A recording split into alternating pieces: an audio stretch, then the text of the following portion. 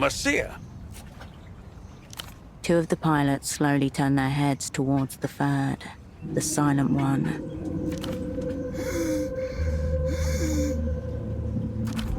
A leaden silence descends. You have touched on something that should not have been touched upon. Now, what makes you ask that?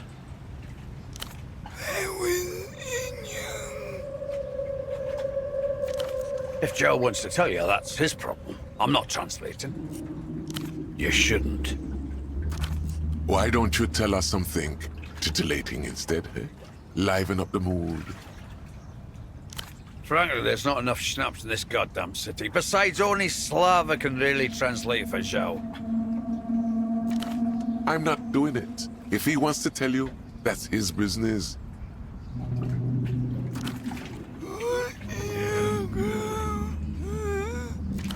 His companions may not accede to tell you, but he will, if you can understand him, that is.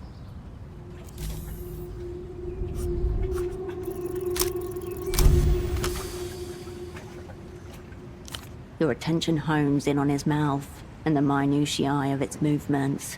Jaw aperture, tongue position, lip protraction.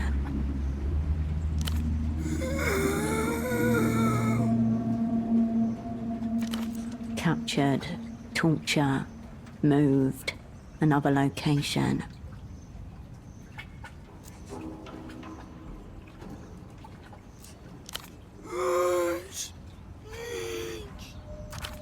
Different, clean, doctors.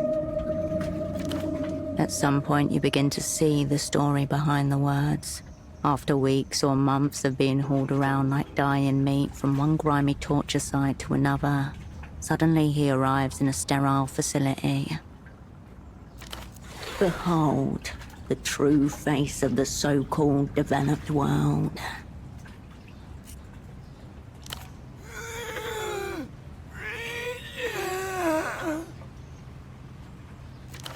Vocal cords, surgical, no anesthesia. Let me go.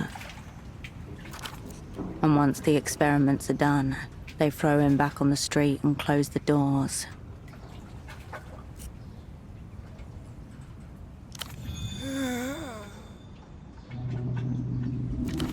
Now you see it, camouflaged in wrinkles, a necktie of scar tissue nestled in the folds of his fro.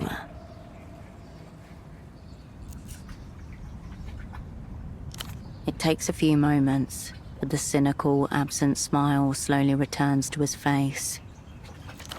Hope you're satisfied, Marcia. The sick stuff I'm going to need to say to Duchess after this. Pain and pleasure, revulsion and attraction, all irremediably tangled. Until next time, sugar.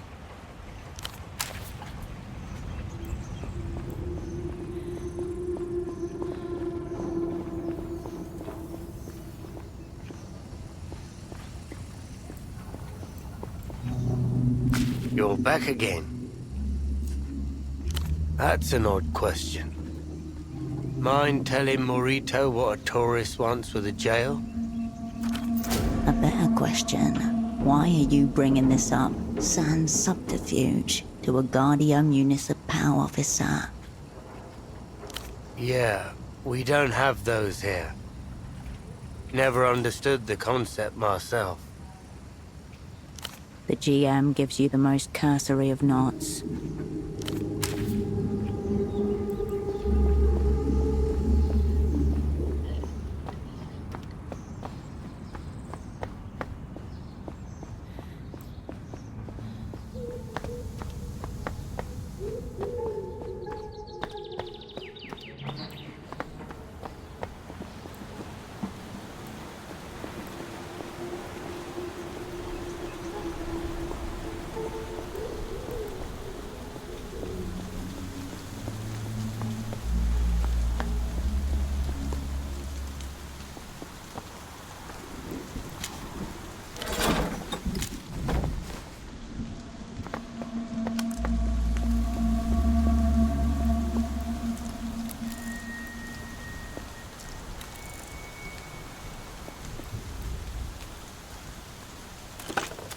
You pick up the payphone's handset.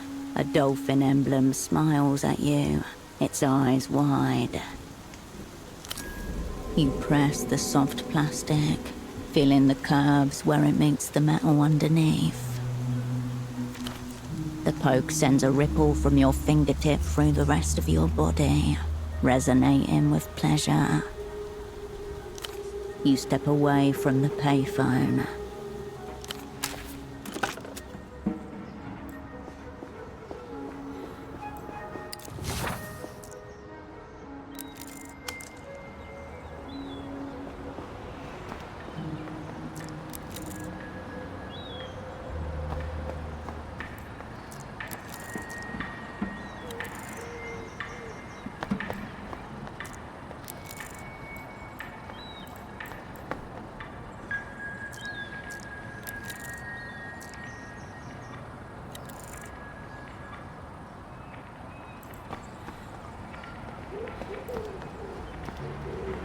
You gaze up at Ultravioletta caught mid-song, enshrined in purple. Music emanates from a nearby low-fidelity speaker. Disorientating, she's both ahead of you and behind you at the same time, every direction at once. An expression of exquisite emptiness stares back at you. Strange eyes beneath a crown of foxglove. A little of both. She is the contour of a star. An indifferent angel, visible by the light she sheds on this planet. Ultravioletta, according to the projection text. Below the name it reads, "Cover the moon when I'm gone. Artist and song." A delicate voice weaves through slow chords, then soars over a crescendo. The sadness in it seems meant for you, and you alone. Fragments of old faces begin to reassemble in your subconscious. Cover the moon when I'm gone. The girl continues to stare beyond as you turn from the projection.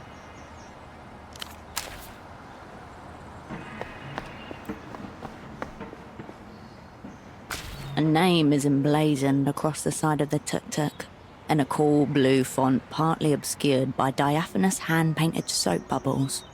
Lymphadores are Swiss, cleaners for hire.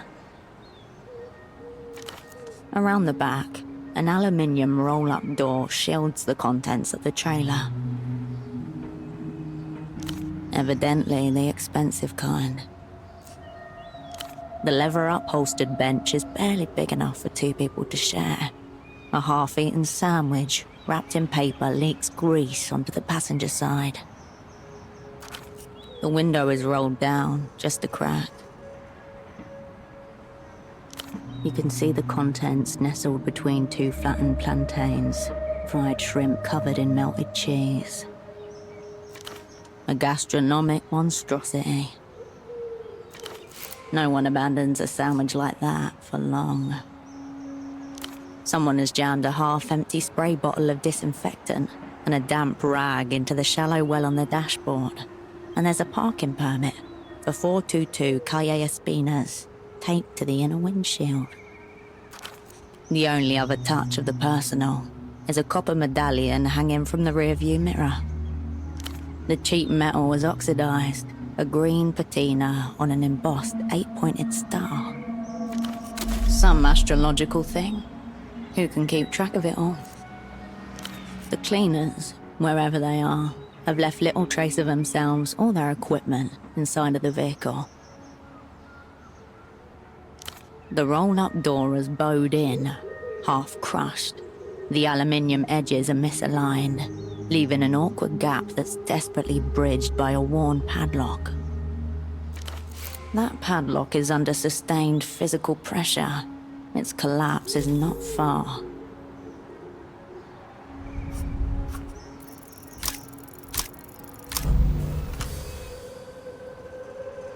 The padlock squeaks, metal on metal but holds.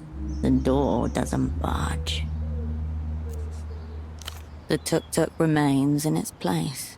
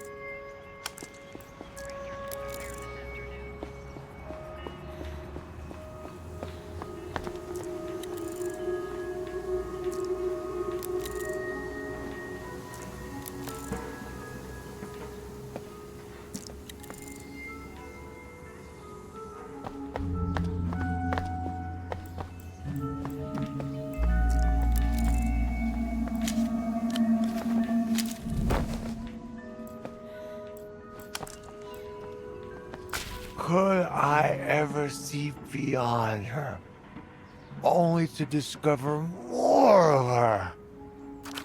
The middle-aged man stares into the sky, left eye loping slightly. His hair and suit are both in moist disarray. A pink tie hangs open around his neck. The smell of alcohol singes the inside of your nose. No.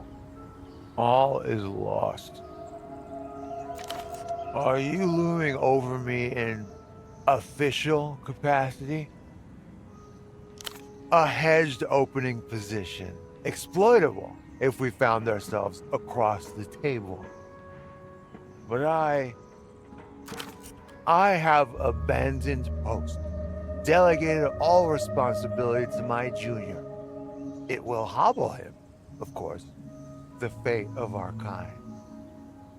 I am Oscar Metamoto, senior negotiator for l'Empire de la Empire Sandu without la Amter. I am, or was, and may yet be again. Default to a civilian mask. No need for enhanced theatrics here. Thank you for the offer, but we are far beyond that pale. For immediate release, Oscar Metamoto is hors d'usage until he receives at least 3 apologies. I believe the correct term is unlicensed detention facility. Mostly urban myth, overawed folklore. Either way, not my department. But a department nonetheless. Further proof the Emter are pulling the piano wire. The bank is always open. Yet another special condition on the master contract that dismantled history. But I can say no more. I am le négociateur sans corps. Emter haunting the city. Could be routine economical gouging. Could be something bigger. I visited an old friend. On the verge of our great triumph, we defeated ourselves. The moon. But all is secret, like the silent side of that divine satellite.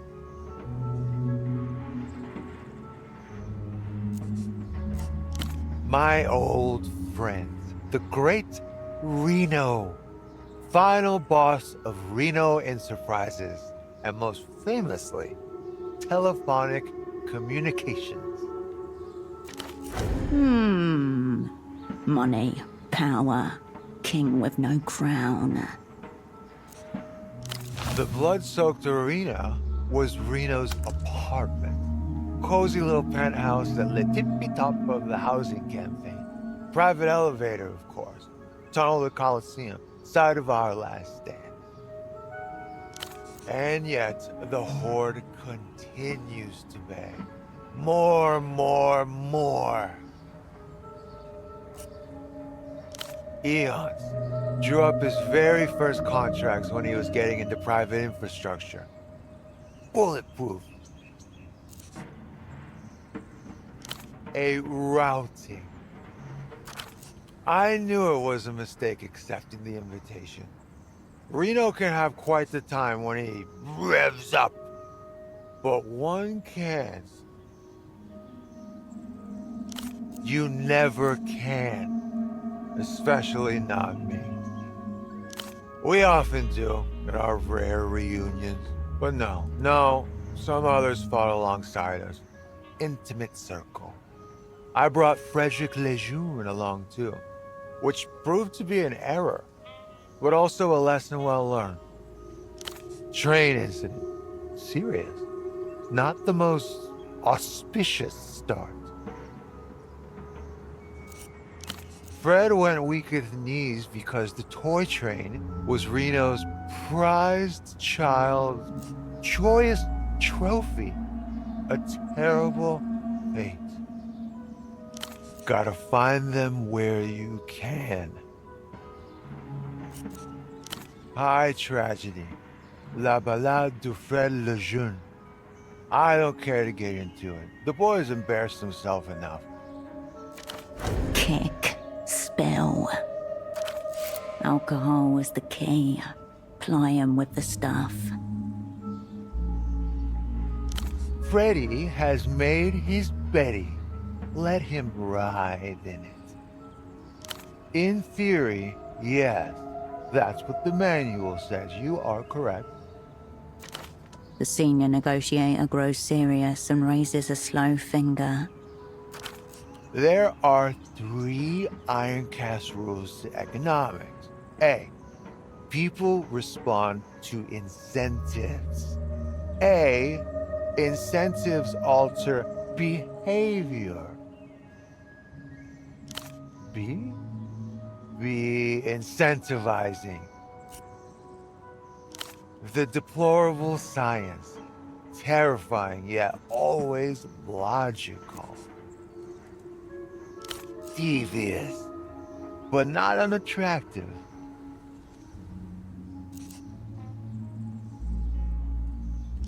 Yeah, I think I'll take it. We've made a deal, strange woman. A deal sealed and done. He throws the alcohol back down his throat, eyes open wide, staring at the sky. Metamoto is back at the table. So, yes, the little reunion we had at Reno's, the one that's rendered me gravel-bound. Fred was also in attendance. The prize train was in circulation, being shown off to a trusted few. A moment's distraction, a stray placement. Fred saunters in from the kitchen, wreathed in smiles, fails to scan the landing zone. Sits right on it. The crack, splintered plastic, a gunshot through the soul. Freddy knew instantly what he'd done. I also knew, but for the boy's sake, pretended not to notice. He did not. Fortuitous. Fred would have been banished from the tower immediately. But he will notice if he hasn't already. It carries your heart away. The sheer craftsmanship of the model. Exquisite, if mysterious. I, personally, have never before seen him disintegrate a model train, but it's not the first time he struck an own goal at a social gathering. Fred has killer instinct, robust at the table, but socially, the dial reads Dread 0. The Jeune stayed seated on the wreckage for almost 2 hours until things got elusive enough for him to make his play.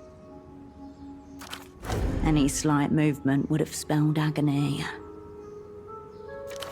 He seized a moment of distraction, then, limping slightly, off he snuck to stash the body. That will be one of 1,000 pressures assailing the boy, but it will be a significant one. Bigger occasions have fallen through for less. You hate to see it in the professional game.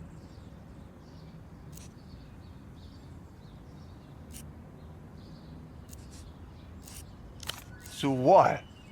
The fascists? The communists? Freddy loves his comfort. He is a creature of them. He bleeds liberalism. No defection there, I guarantee that. I didn't see where he put the main part.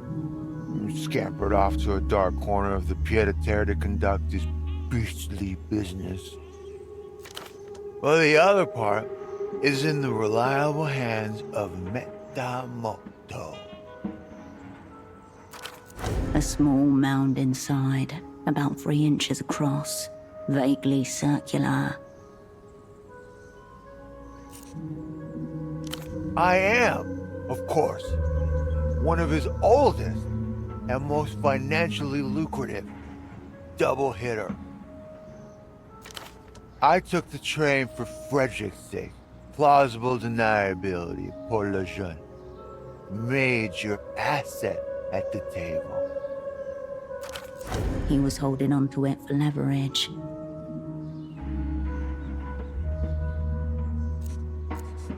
He gazes at you, head dipping forward like a fading pulse.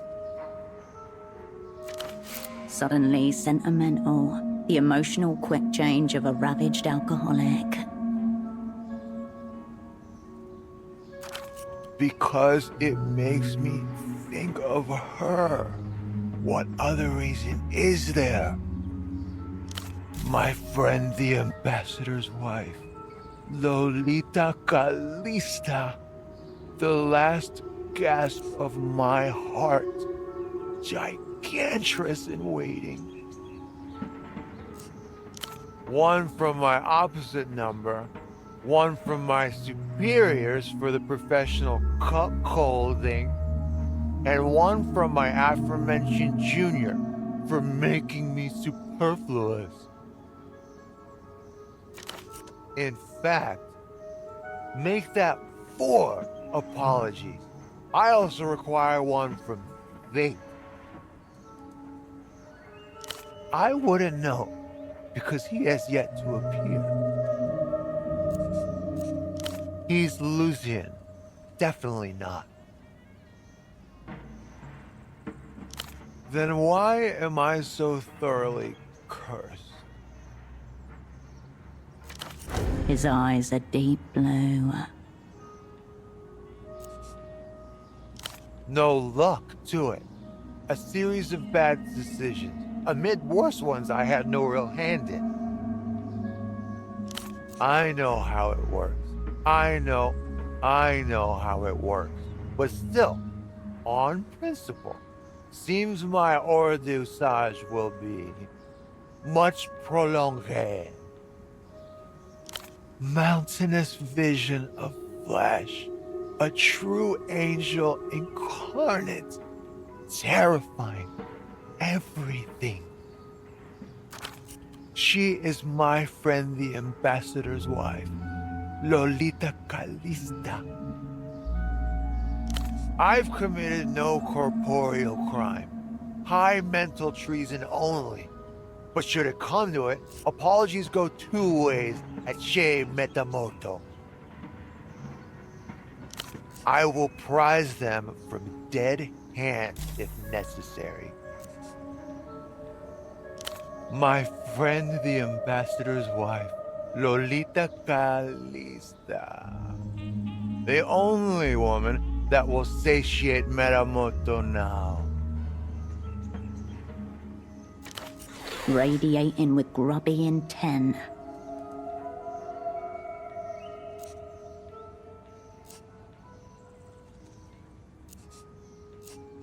At one tiresome function or another, I don't recall, I was too astounded by the primal synchronicity, like the day meeting the night, ineffable, ephemeral.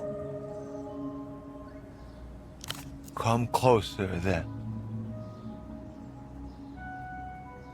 There are hundreds to her, like the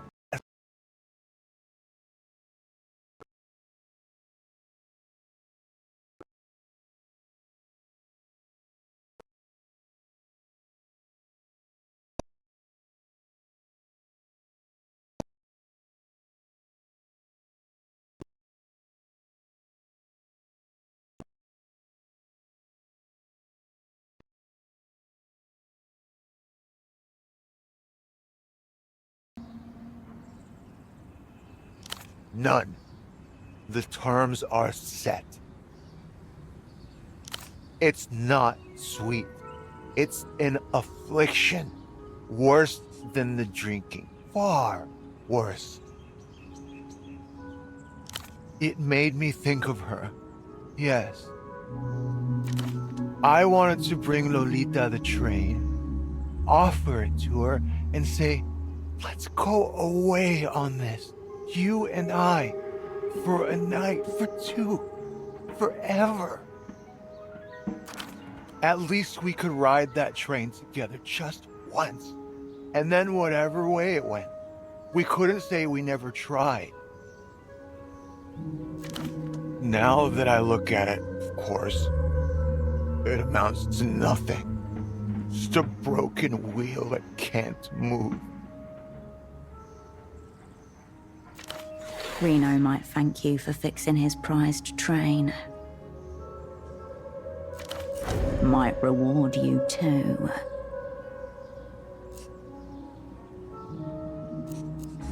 In the vulgar sense or the spiritual sense? One would hope she felt the illicit magnetism also. Of course, there's no way to know. The heart of my tragedy.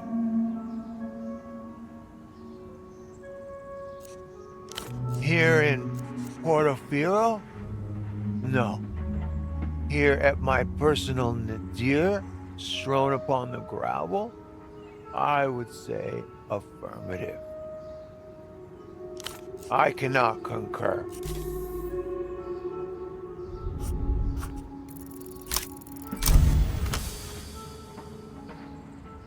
This man is no would-be passenger. He craves to be the track, to be wheeled and choo-chooed upon without remorse. Am I? She is powerful. She is all-consuming, tenacious, unrivaled, strongest. She is train. I am track. I was beginning to think I didn't need this, any of this. That maybe the broken train was a sign to just move on if I could. But you're right, of course. I crave a state of railwayness. I see it all now. My desires are clear. Lolita must roll upon me like thunderous locomotion. I should do. And then meet my friend the ambassador at the table to discuss terms. Oh yes, this. Too small for me now. Love is hell, isn't it? Now find the other half, and you'll have the full thing. You could even repair it and return it to Reno. Or just hold on to it. That's half a blackmail tool you've just acquired. It's already humming with ill intent. I usually charge a consulting fee, by the way. For you, I'll waive.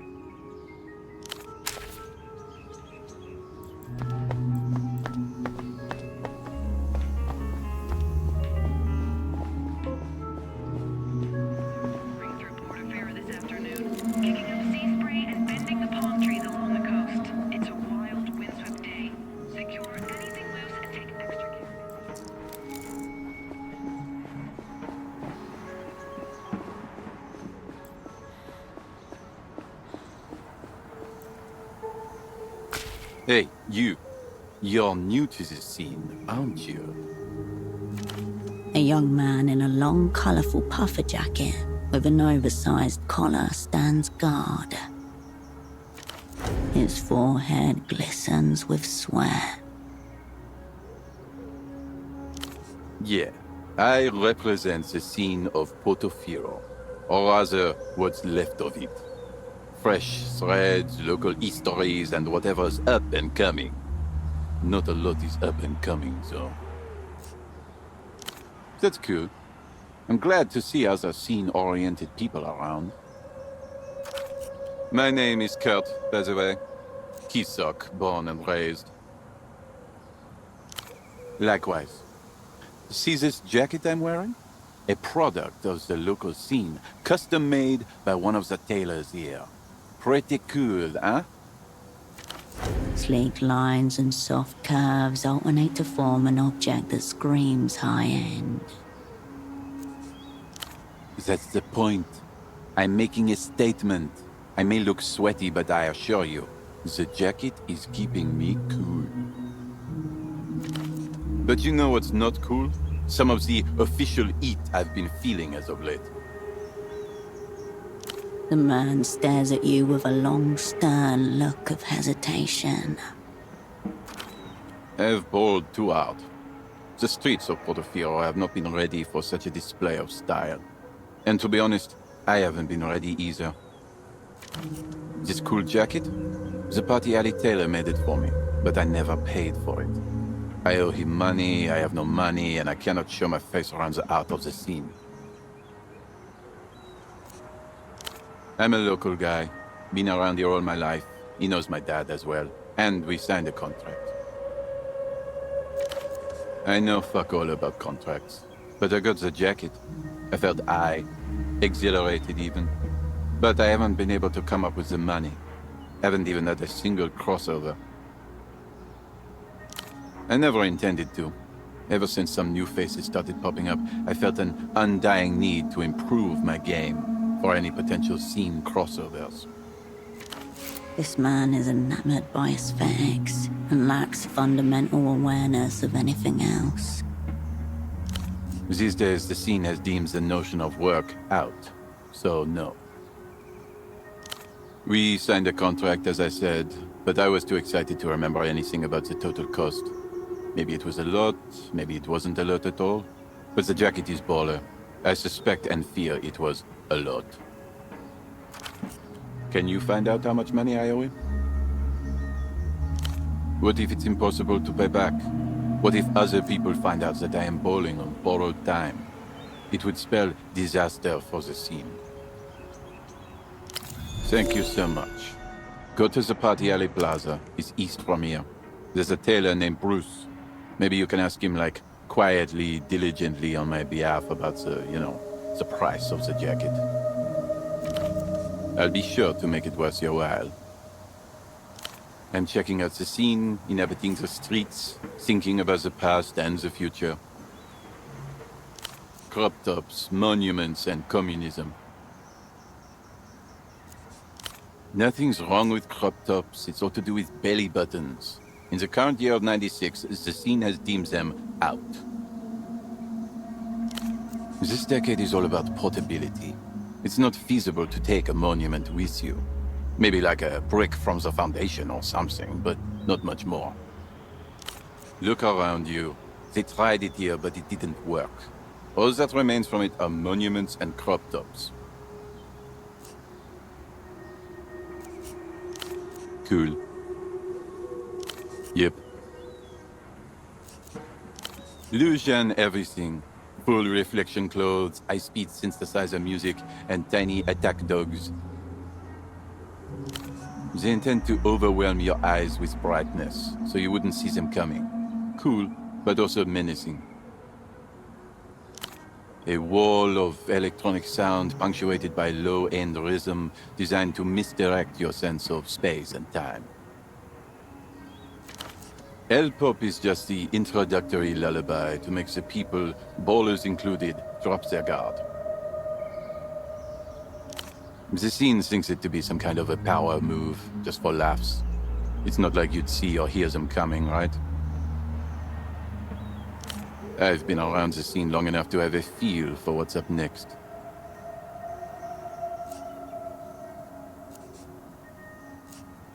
They must have some substance, given their success on the global scene.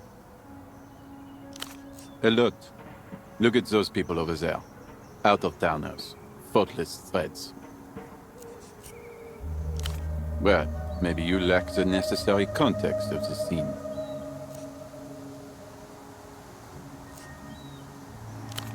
He's got Vertanine sneakers. He's got a sacrophobe coat. Evil. And that man over there is most definitely wearing a crossbill. Not gang. Those are all illusion brands. They don't even sell the knockoffs for some of these in the bazaar. Hence, they're most likely from out of town. I think they are illusion brand ambassadors. I ate them up the other day, hoping to represent the scene of Portofino, but they weren't very talkative, told me to mind my own business. I thought we could have a scene crossover, but it was not to be. When life closes a door, it often closes another door before opening a window. The window of the scene. That's how it works. You're out until you're in, and vice versa. For decades, Kisok was a very low-quality scene, as far as the global scene goes. It's starting to show promise now, but I have to keep watch to make sure it doesn't go the wrong way. Global scenes. We've been in the archives for too long. We might be getting left behind. Find out what's in. Oh, you don't know the scene worldwide. That's all right. Many don't. It takes many years of experience to see the scene like I do. I'm here to divulge. La Luz is currently leading the scene, the undisputed world champion of what's in. Cicatriz Frontera may be the political capital, but the city of La Cupola is the scene capital. A desert city known to be the center of Luz's film and music industry. I've heard rumors, though, that the political types are all imprints of just one scene savant, and that's why the capitals are different cities. How would you duel for recognition if you're one and the same? You're obviously new to the scene. Ballers of that caliber are destined to be at war with one another, especially if the difference between them is small.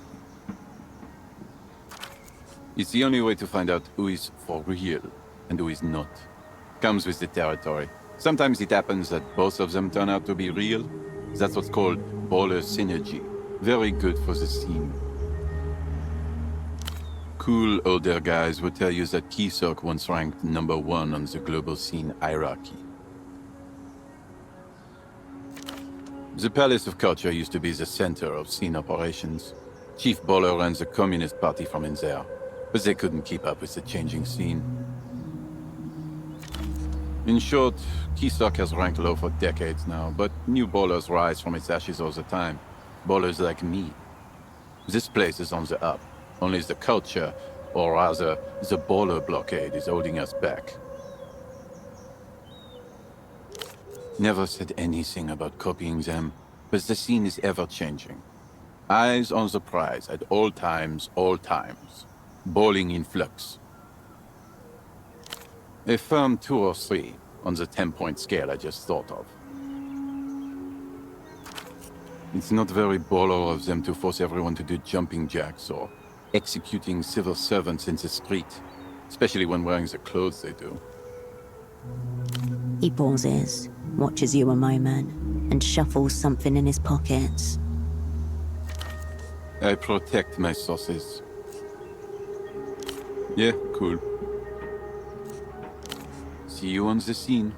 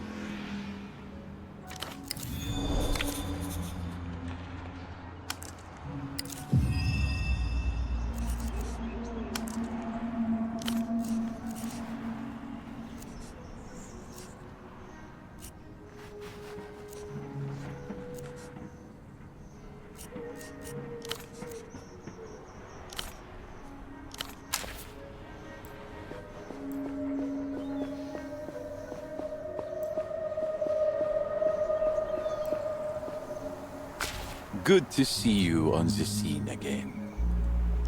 Yes? Really?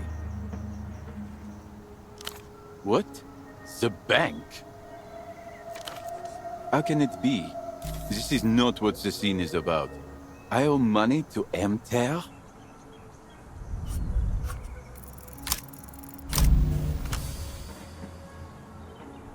Go with the flow. He cannot be as dumb as he looks. Interest rate? Like, how many people are interested in it, or what? I think you're making this up. What do you mean? Oh dear. See you on the scene.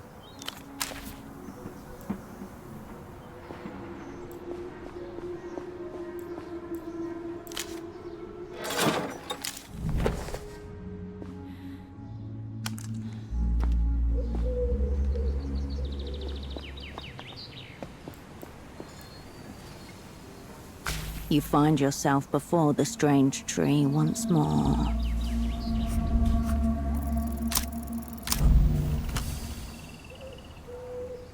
Yellow tree.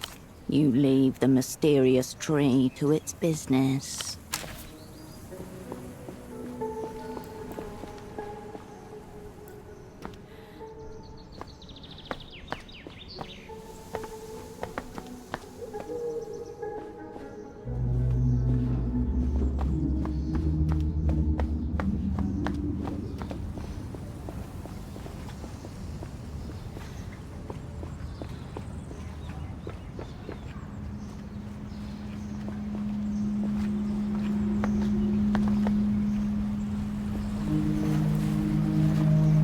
The smuggler inclines his head in silent recognition.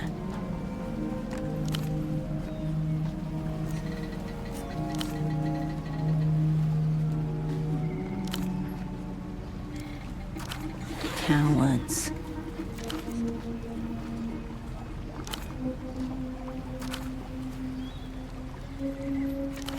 This place was home for him until now.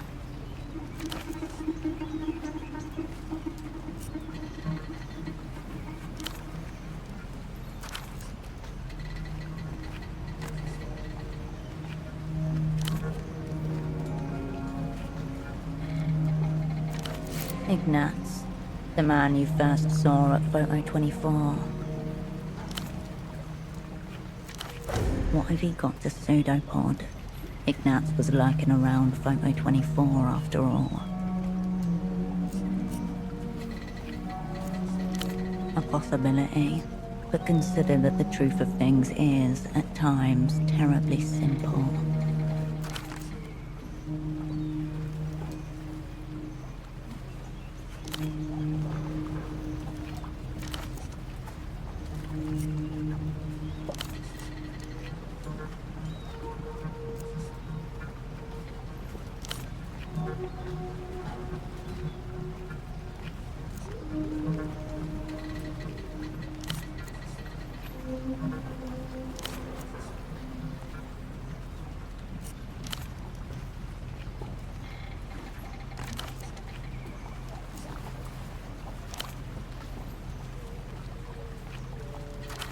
If he knows something, it'll require finessing.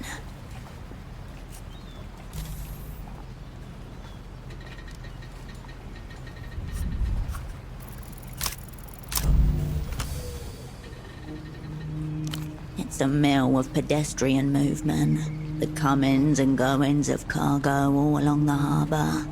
Trying to pick out any of the details isn't something you can do without years of experience. His vision of the world is closed off to you, only hinted at in the dark mirrors that cover his eyes. You scan the area, trying to mirror his gaze. Along the harbour, dock workers shuffle crates. Further out, the unfinished tram pylon looming over the bazaar, and beyond. The outline of a building just past the roundabout. I'm not sure what that building is, but the direction is right.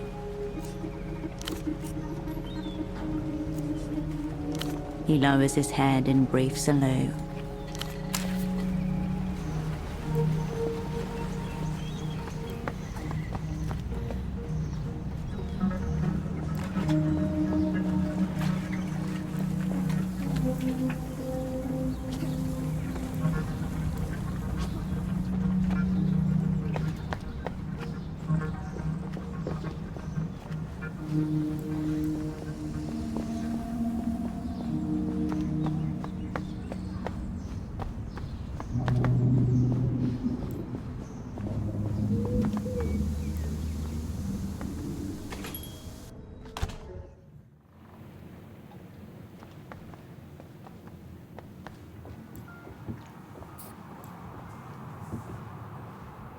Hello again.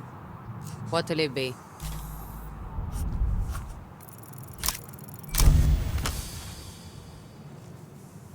They're not here.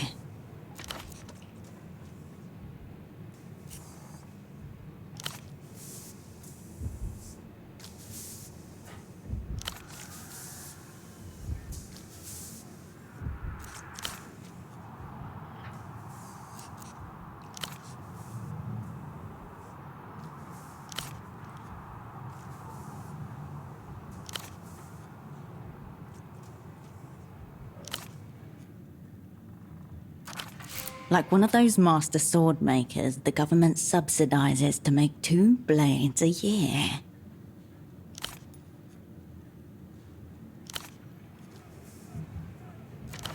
Unable to disappear into her own coat, she attempted to recede into the painted backdrop.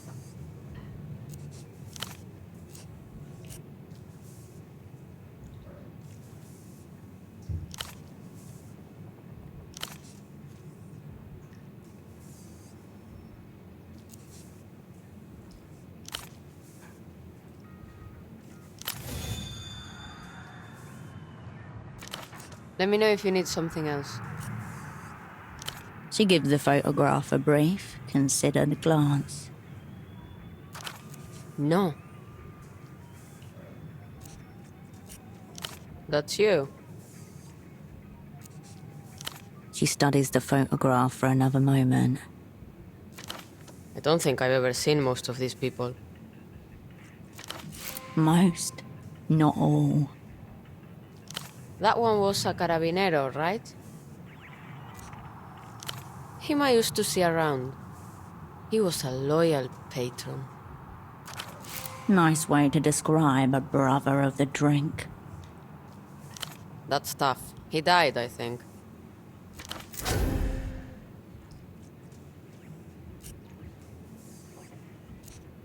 It's been a while. Almost 5 years. He was nice. I can see that. How'd you say you knew him again? Ah. There was this guy he used to meet with. Rustamian. Heavy set. Pretty sure he was an informant. Yeah, goat eyes. That's him.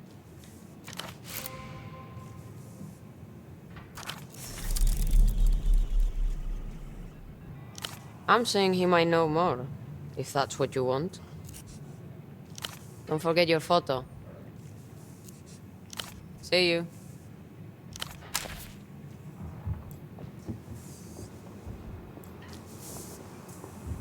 Operant. Come around, have you? Bon. Let's talk. My offer is this. I share with you a little from my well of shadows. You help me with some personal research. Reading material.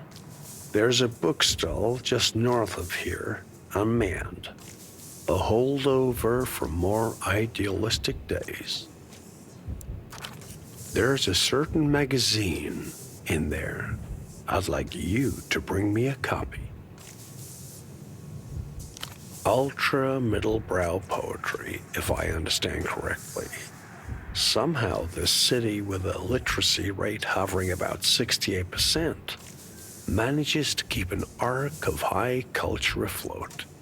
Curious, don't you think? In my time, operants like to submerge themselves in the local culture. Get in there, slather yourself in its essence, cover with a genius loci, all that good stuff. I don't know about that, but it probably won't make you a worse one. Come on, bring it here once you've got it. Till next time, operand.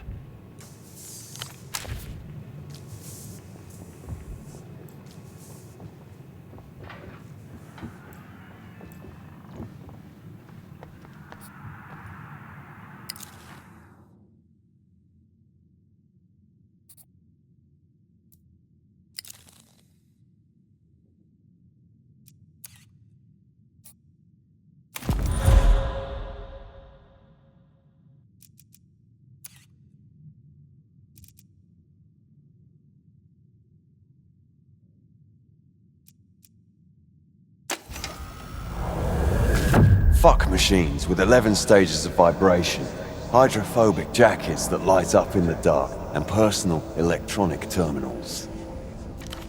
Put on your seatbelt, Herschel. The future is here. So you won't fall out mid-drive. We're going to the Brand Embassy, the hypermarket in the center of Cicatriz Frontera. So what? There are mines on the moon and holes in your pockets. Come on now, take a look at the clothing racks. This is the pinnacle of human innovation. Sacrophobe, crossbill, lunadista, tracker.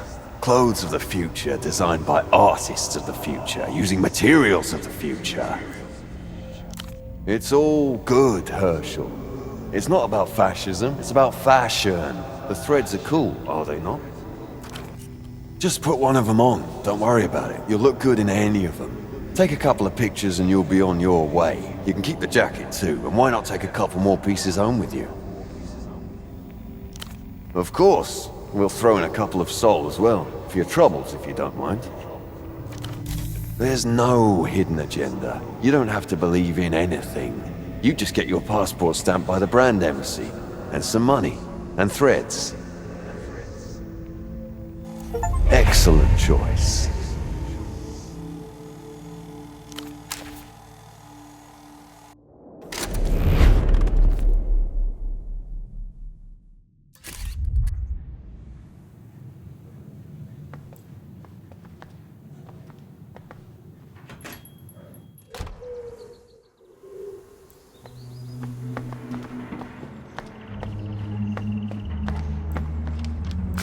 The stall remains as haphazard as ever, its payment bucket near empty.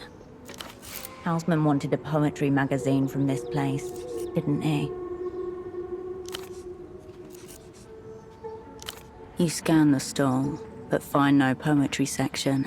Instead, there are several piles of unsorted periodicals, each one dozens of issues deep. Most of those journals look cheap, pulp adjacent really. They probably feel cheap too. Exactly. Think high quality spine, silky cover, something with a premium heft to it. You just need to dig in. You turn away from the...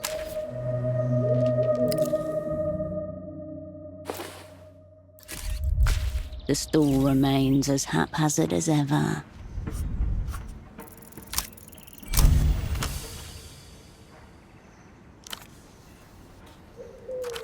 You come across a small collection of a notably different stock, not far from the top of the pile. They're sturdy, recently pressed, and the finish is smooth to the touch.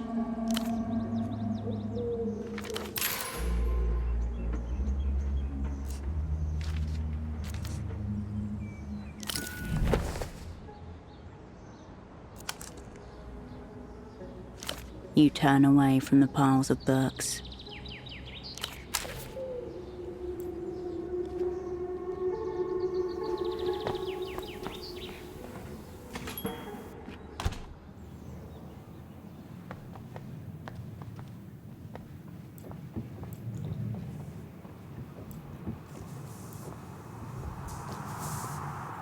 Operant. Brilliant work. It seems your pomegranate folder was true to life. Closer to a dissimulation, but no need to belabor the point. The experience was real. That's what matters. Awful places.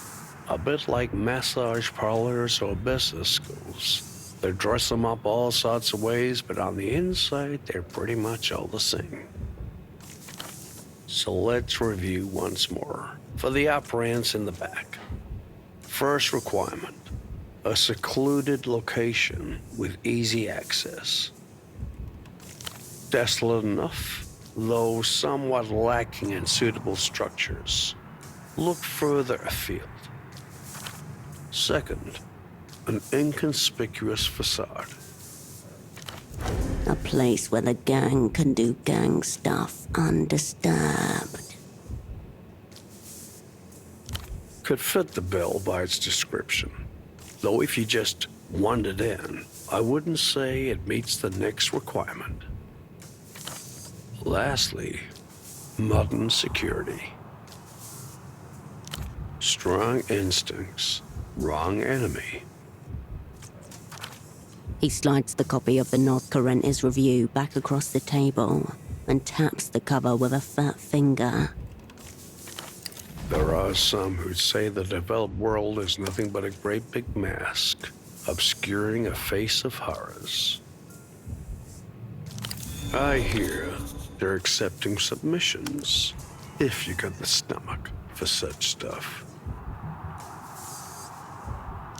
In our work, it may be the only sense there is. Call it talent scouting. I may be a non-entity, but I'm not entirely out the game. Wanted to see for myself what it is the opera once saw in you. A fevered mind, desperate to order the world around it. Good luck getting yourself in jail, and better luck getting out. Till next time, operant.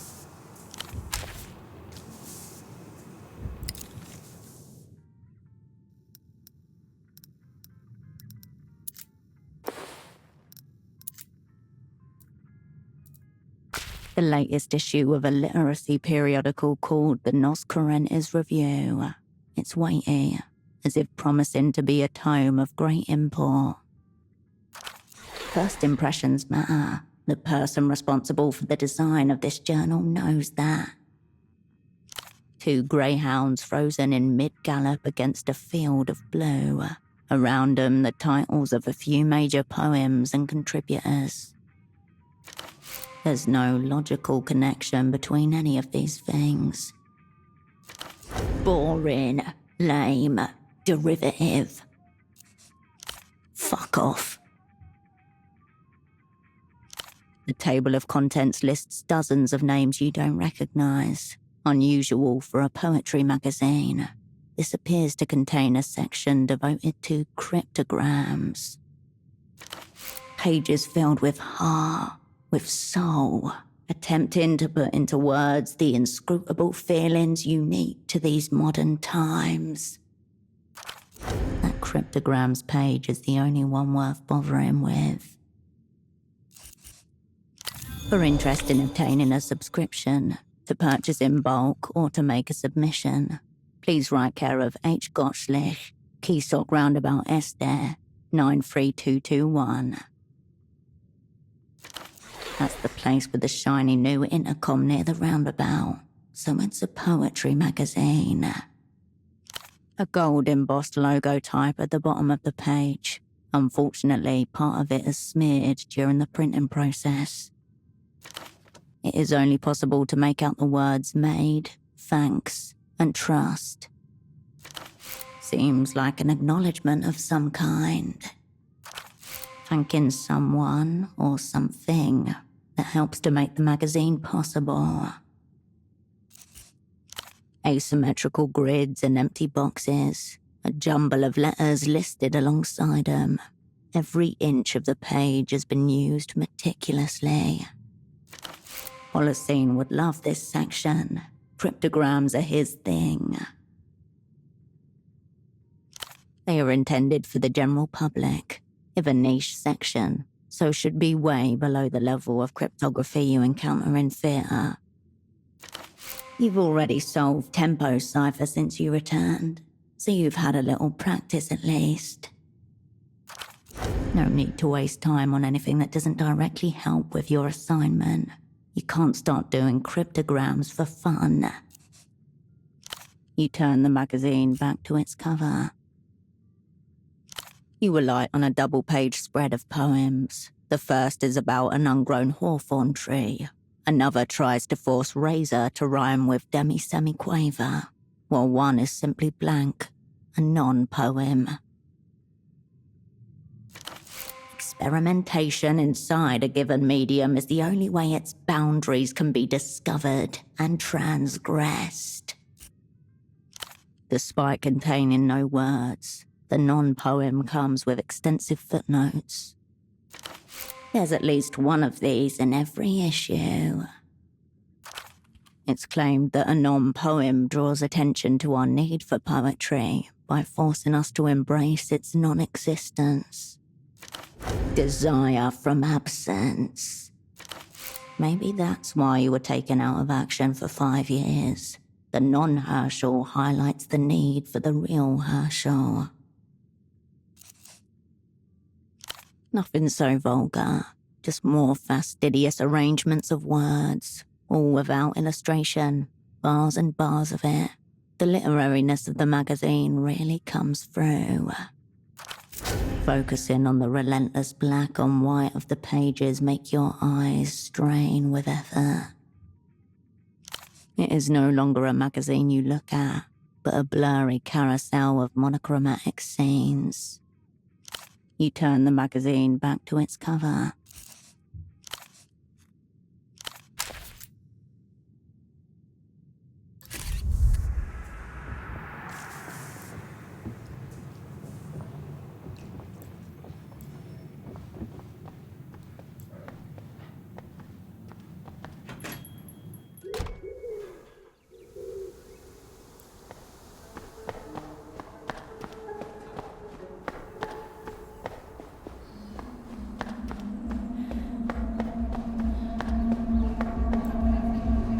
The teenage boy nods hesitantly as you approach.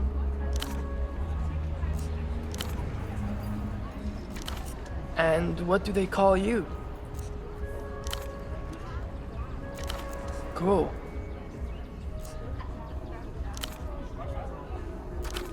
His voice lowers an octave.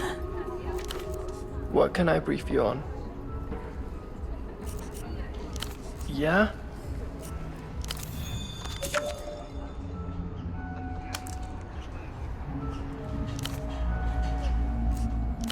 Sweet. What about her? Fine, I guess.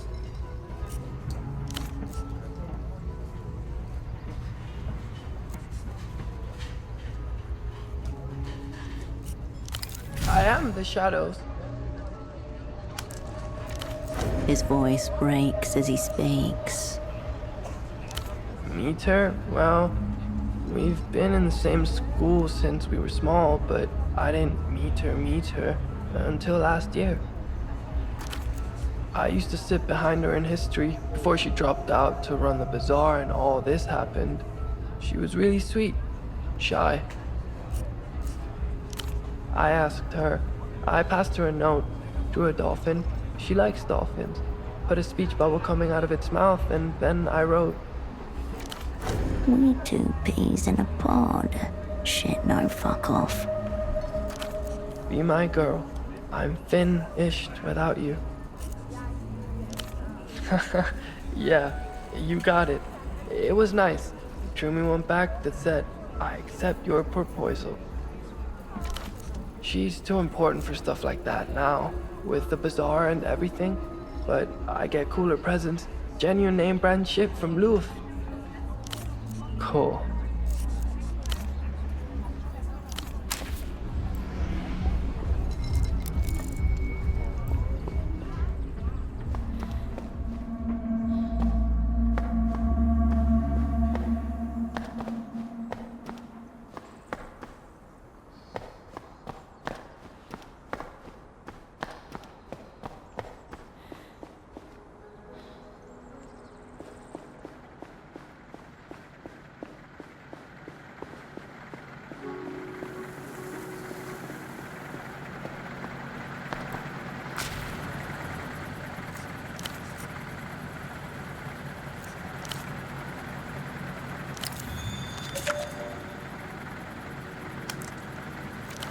So that's it.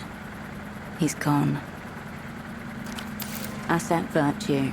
Confirmed. Zeroed out.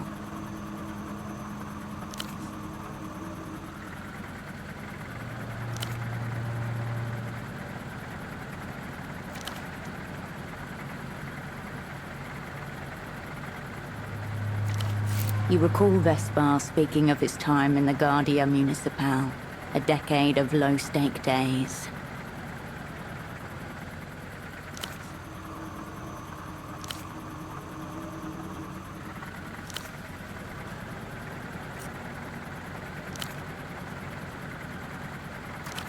And he just happened to come across it.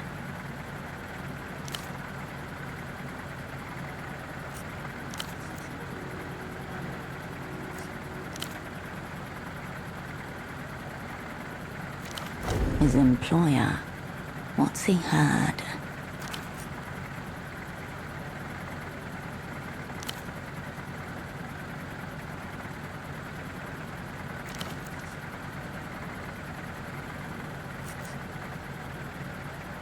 The young man stares at you for a long time.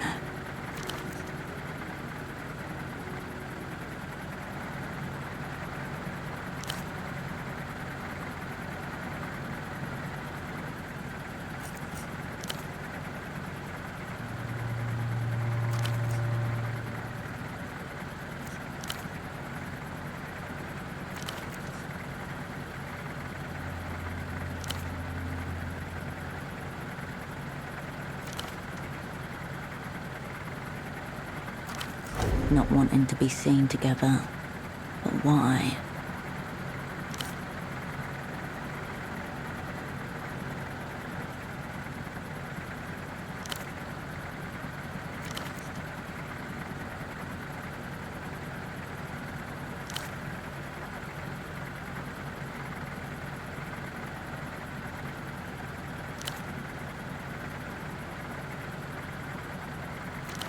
You feel it already. A movement, a choice, and a consequence looming.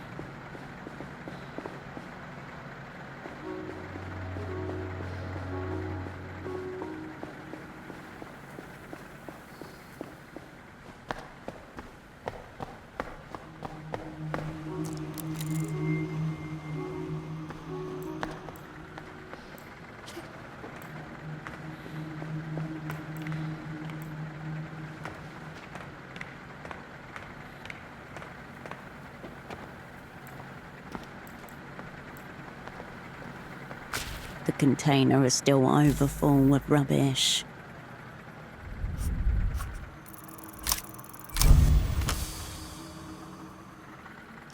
The archives demand bravery and diligence. The mass before you is divided into 3 distinct strata. A thorough analysis will require you to explore each. Your choice. Nothing of note yet. False teeth, a broken bottle. Oh, there's some soul of you on it. You pluck a few coins from the fetid heap. A couple of them are covered in an unknown greasy substance. This is how you imagine the insides of an eyeball would feel. Various slimy textures slide up your hand as you dip into the dregs. Your fingers graze something sharp. Paper, maybe. Quickly, before the sludge reclaims it, you catch the object with your fingernails and gingerly lift it out of the rot. It seems to be a small wad of misprinted paper. The machine that printed this was clearly faulty, as the words have either smeared across the pages or doubled up to form incomprehensible deep black runes.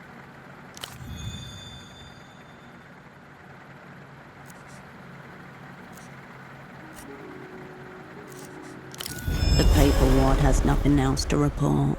It exists only as a reminder to clean your printer heads. Deeper. There are more strata to go.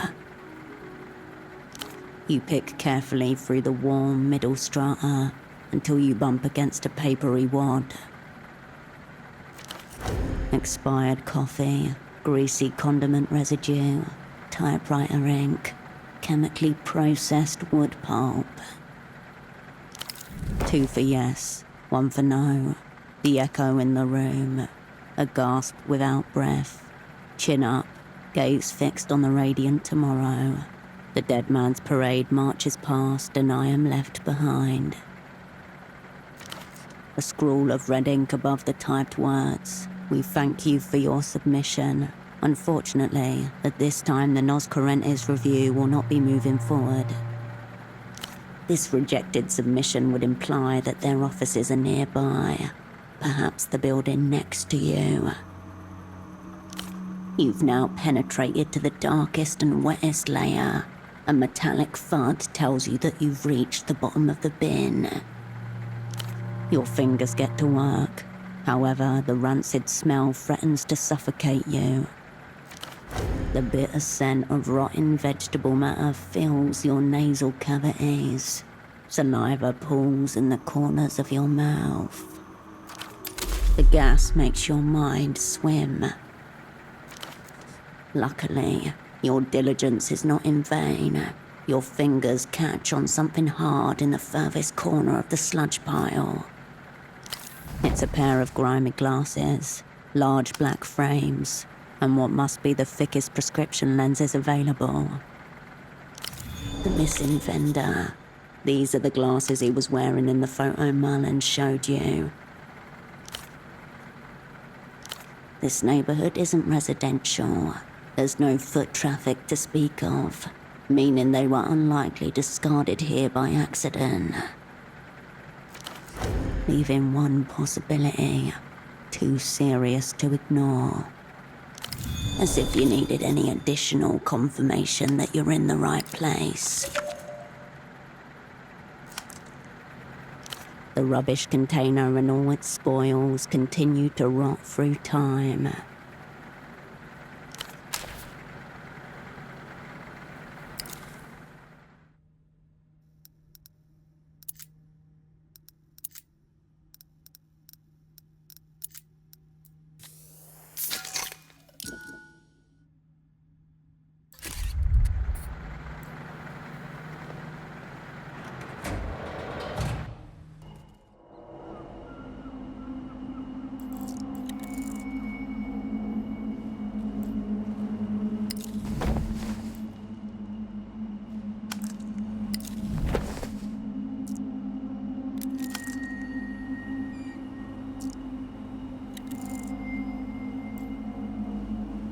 Bagman gestures wildly on the television screen.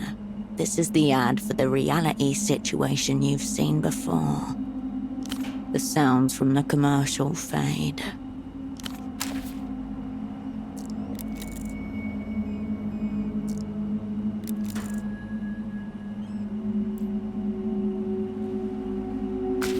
Sprawled in front of you is a huge control panel.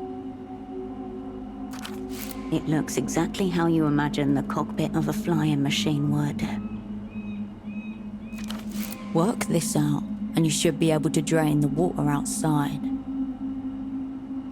The controls before you are unlabeled. There are 2 glowing buttons, a switch, and a single large lever. Push the buttons. No, wait, the lever. Whichever goes click-clack the loudest. The sound of water outside. Use it as your guide.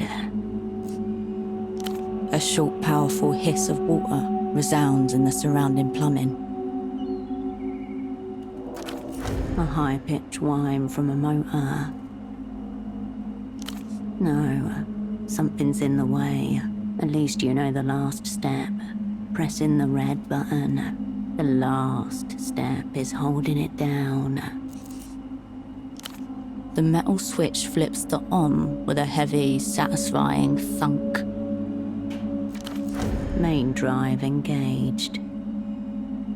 A hum of machinery runs through the walls. That woke it up. No warning lights, no worrisome noise. Keep going. Nothing appears to happen. No haptic feedback, no audible change. Best ignore this one going forward. The button remains nestled in its place, oblivious to your thoughts.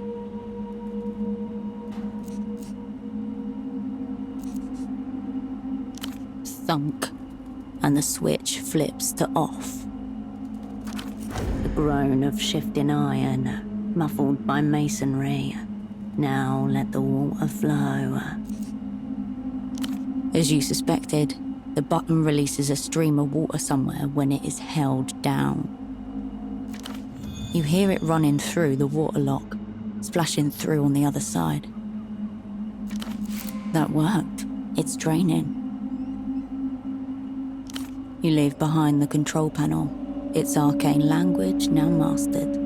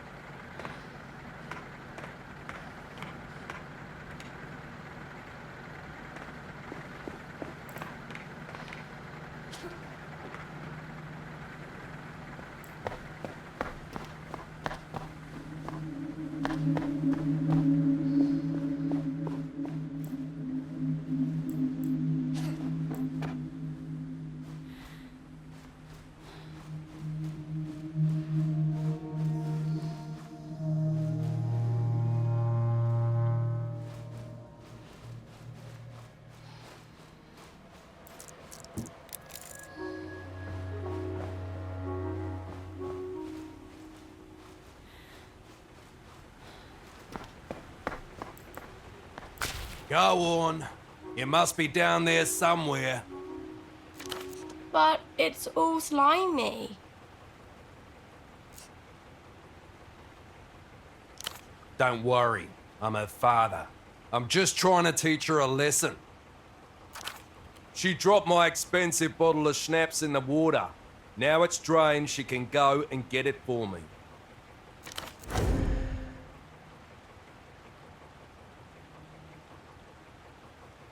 It was an accident. I know, Caracalito, but Daddy can't catch any shrimp for dinner if he's thirsty. You dropped it, so you have to find it. Don't you agree?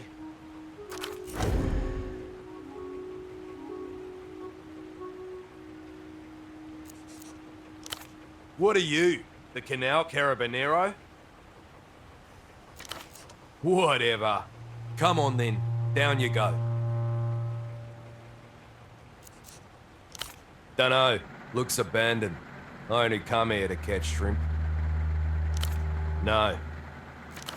I did. It was an old woman. She had glasses and brown hair.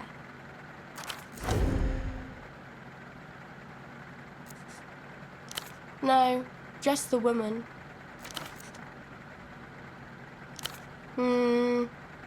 Like, probably 78?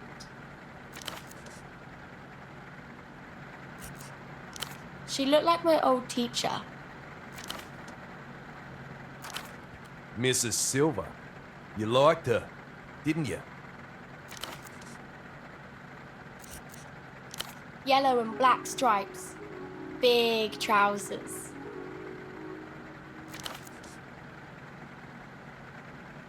They were nice, but I wouldn't wear them. Through the door.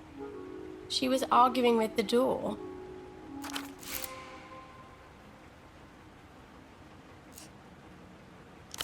Nice try, but we're not moving. We got to this fishing spot first. It's ours. This is a sought-after placement. All the local shrimpers want it.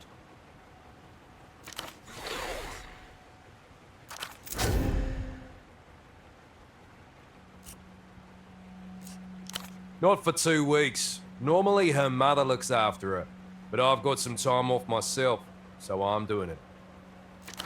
We're spending quality time together. We were, until you dropped my bottle in the water. What about it? No, I want my schnapps. Beer is for relaxing after I get home from work, not during my time off. What about it? Ha! Yes, it is. But you're not just gonna give me it out of the kindness of your heart, are ya? Deal. Ah, lovely stuff. Thanks.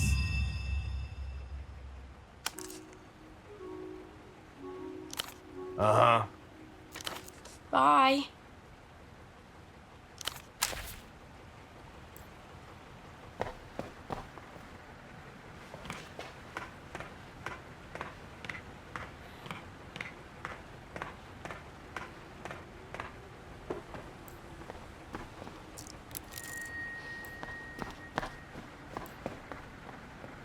A bottle sits in wet surrender among the grime.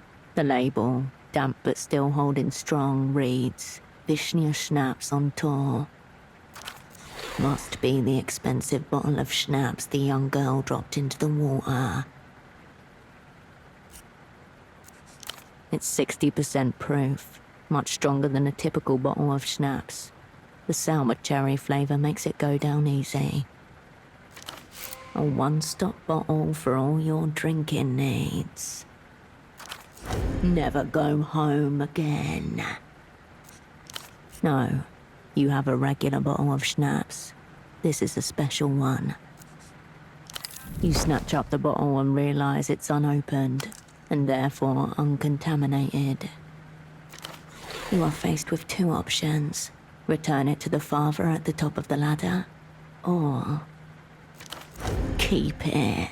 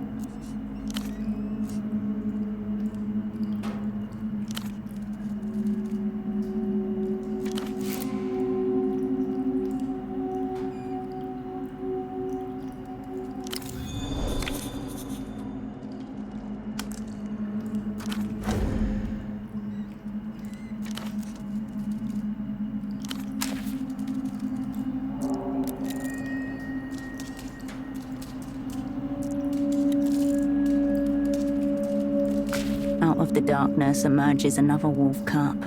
Large, plastic, and glorious. The plastic wolf, in round spectacles, reads an ancient tome, a wizard's staff strapped to the back of his cloak, splashed across the cup's side, Eager Wolf. He looks sort of bookish and reserved, actually.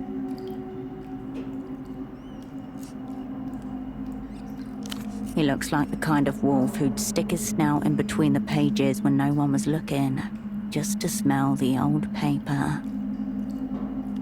Itching to prove that he can lead the pack, if they'll only give him the chance. Blobs of yellow paint refuse to stare back at you. His gaze is fixed somewhere to the side, drawn away from his book. By what? It's unclear. Someone seems to have put this container away for safekeeping, and then forgotten about it. Eager Wolf joins the crew. Another plastic wolf cup in your hand.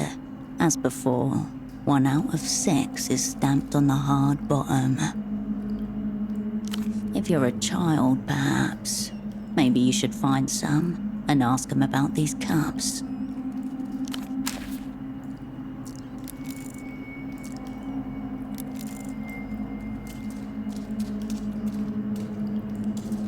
The door looms.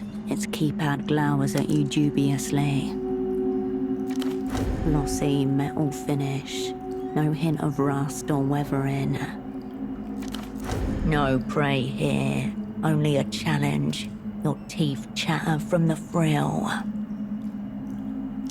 An even darkness runs along the door's edges. The metal is cool against the flesh of your ear. It's quiet. No activity behind the door. Once open, you should be in the clear. A heavy, die-cast 10-digit keypad with a matrix of tactile switches.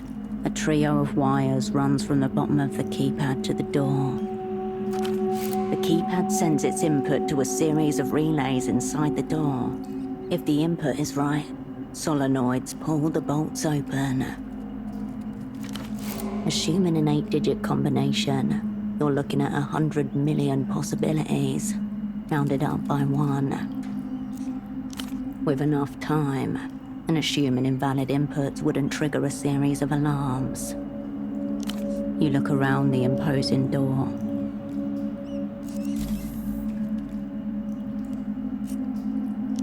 It's hard to see its full form without a light, but inside, there seem to be hundreds of small protuberances sprouting along a cylinder. There's something about stars and what it says about this type of lock, but it doesn't quite come to you. You haven't learned anything new, but at least you gave the lock a good eyeballing.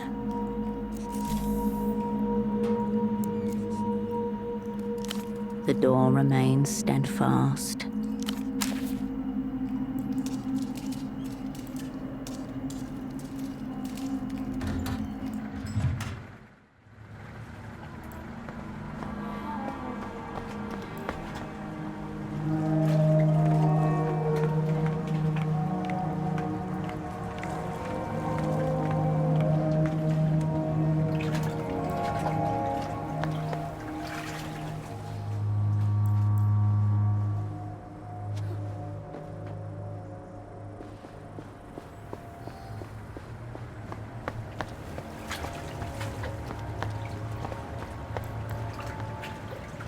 The intercom glints in the shadows. The intercom light flicks back on.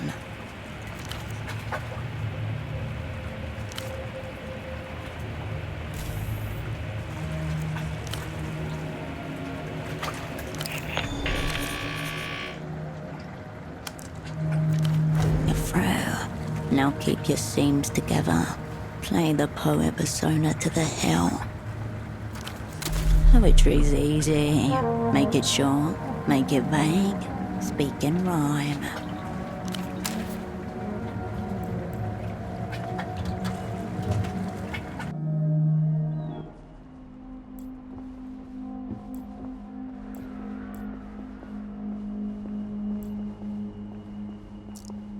The editor-in-chief's desk is somewhat orderly. A few notebooks and proofs. a terminal, and a collection of pens laid out side by side. Among them, a luscious fountain pen glints in the artificial light.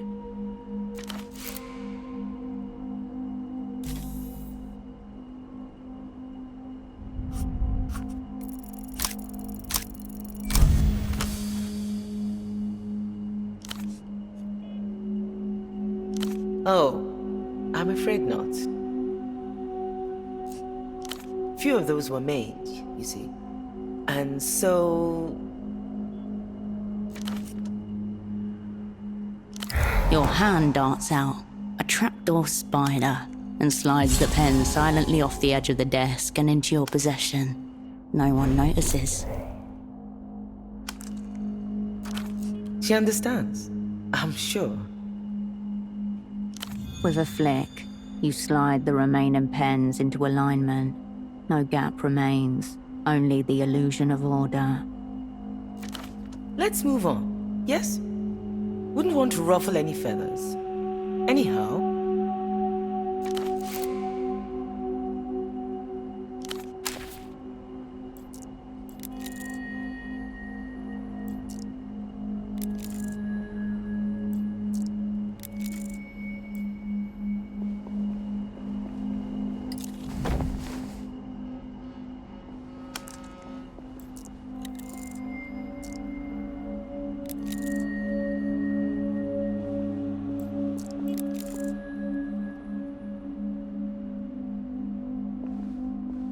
Excuse me, you can't go in there. Staff and contributors only. And secret prisoners? It's locked. Didn't you hear me? Staff and contributors only. Stop that. Anyone who wants to is strongly encouraged to submit. That practically confirms it. This whole operation is a front for the secret jail. They must keep the prisoners somewhere behind that door at the back. There's only one way to be certain. Go down there yourself. A successful poem submission might be the simplest way of getting through that door. Get to work. There's a block of letter paper and a pen on your desk at the photo shop. Forget that shitty opera-assigned pen. You've got an editor's pen now. There's always the dangerous option. Express delivery. Get yourself disappeared via that tapped payphone. End up in the basement with the missing father.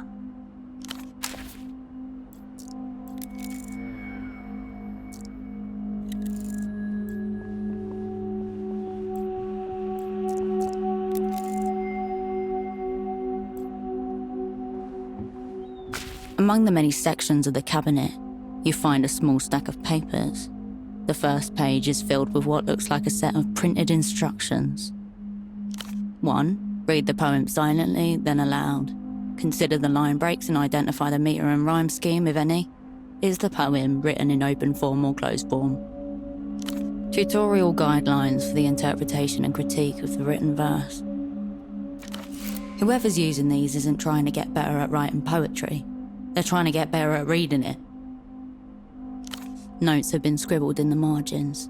Read aloud, line breaks, too many metaphors. 2. Paraphrase the poem. You may wish to do this with the entire poem, or line by line.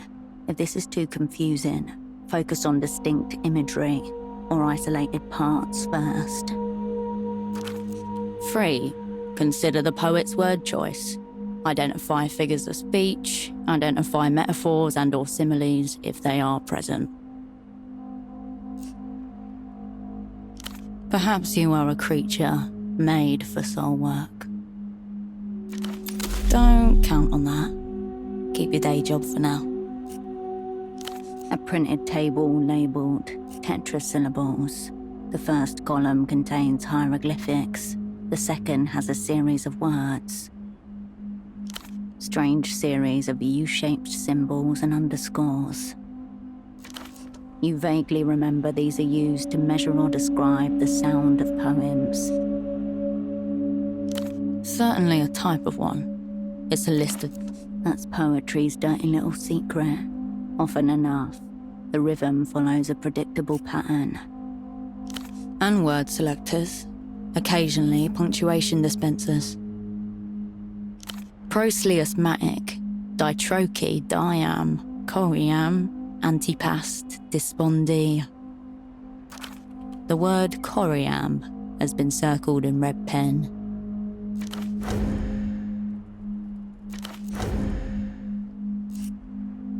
The corresponding meter notation reads -UU-. The paper spins in your hands with a rustle. You put the papers back.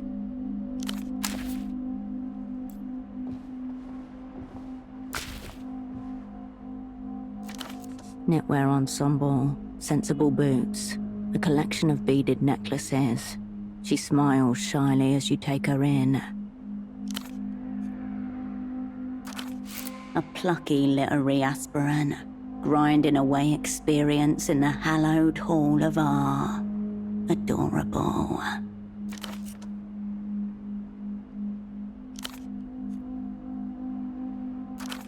Dilated pupils into you.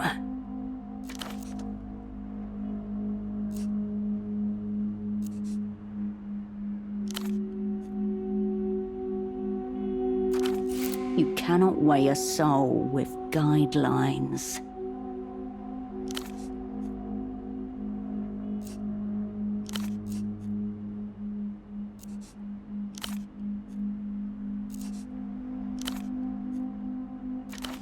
She rests her small palm on top of the sheet of paper and slides it towards her side of the desk.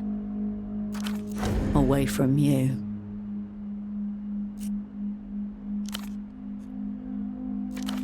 The word mostly in that sentence seems to be hiding something.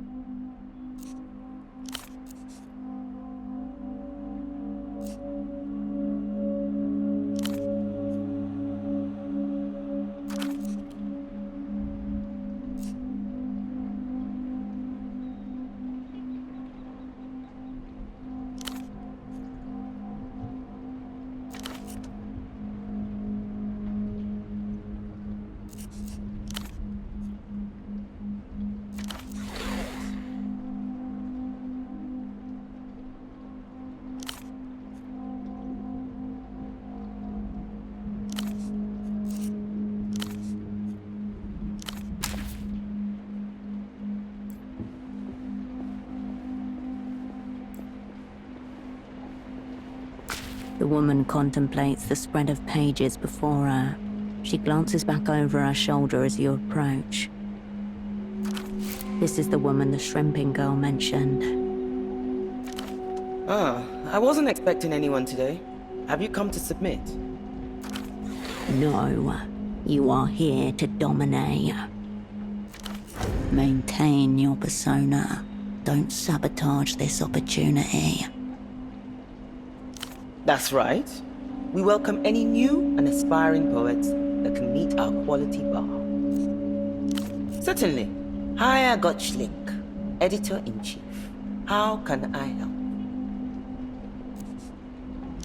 That'll be me. I'm a keen cryptographer. Sometimes, after a long session, I dream in code. Well, firstly, as with anything, getting better is a matter of practice. You should try out our cryptograms section.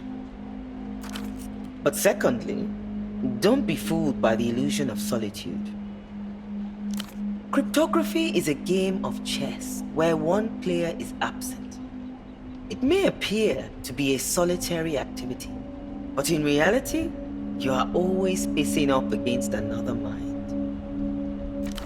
Walks asymmetrically in the unseen. Something you're used to. It's not unnatural for one so dedicated to wordcraft. Cryptograms and poetry are, after all, alike in how they encrypt meaning in careful arrangements of letters. They are, aren't they? You have been taken in by them as well, I see. They are, aren't they? To our private office, oh, and the basement, I suppose. There is no rest of the building. Forgive me, but may I inquire as to the uncommon interest in our offices? This direct line of questioning is drawing far too much attention to you.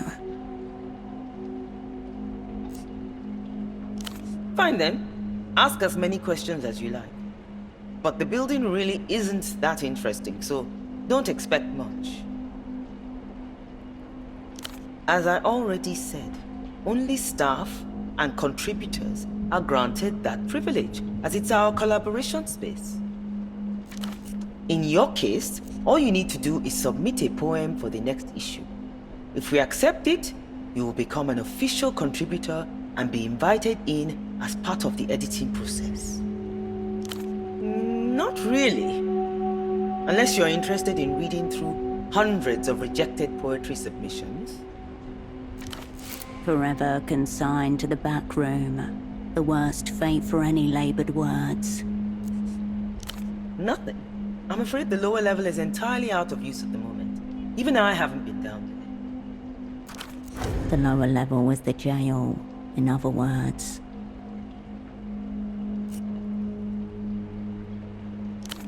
I'm not much of a swimmer, I'm afraid. It's perennially flooded due to the nearby waterlock. It's supposed to be hermetic, but I guess the walls are getting old now. Whatever's down there is a secret, kept even from her. The sensation of puzzle pieces connecting inside you. This space had been abandoned for several years before we moved in. As I recall, it was once a sewage treatment plant. Institutional requirement. One of the few conditions of our generous sponsor is that we abide by certain security guidelines. I understand it's standard issue. These people fund all sorts of projects, and in locales considerably more dubious than Portofino. The Civilization Trust, I'm sure you will have heard of them. That institution the sub-editor mentioned, you've heard the name somewhere before. If you say so. I don't really have time for this, so make it quick. If you say so.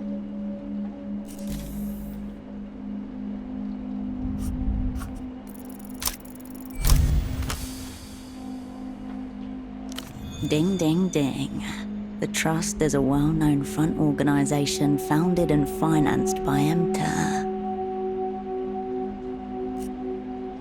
Oh no. So close. To date, you haven't given the Trust a single soul.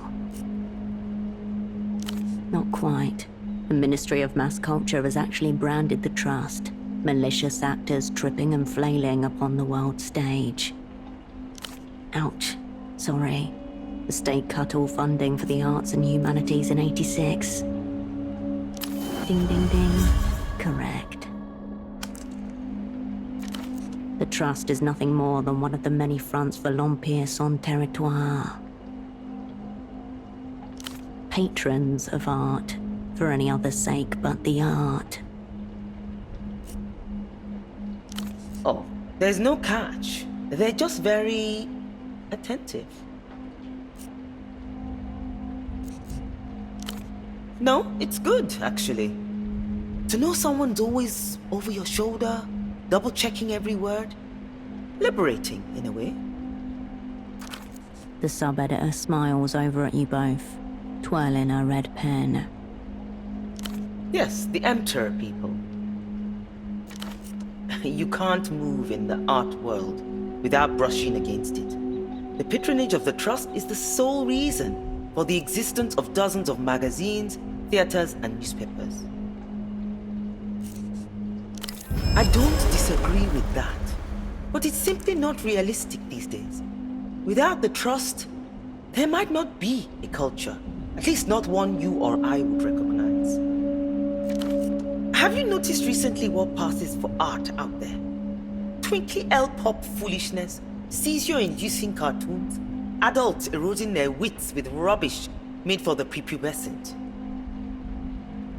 Let's just say that it allows for the existence of art that doesn't have to impress a teenager.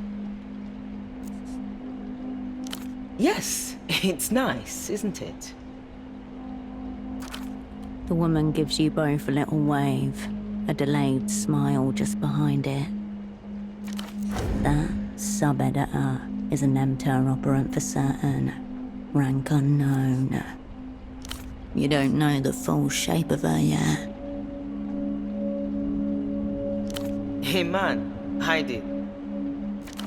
The other side of the room, where the sub-editor sits, has suddenly gone still, silent. You're exposing yourself. Shut this down. Right now. Just what the assignment called for. Some big thinking. The question's extraordinarily vague, but I do have an answer for you. To my knowledge, there is not a single Y chromosome in the entire facility. It's a journal of contemporary poetry. Is there anything specific you'd like to know about it? We are still a modest operation, I have to admit. For the moment, it's only myself and my sub-editor.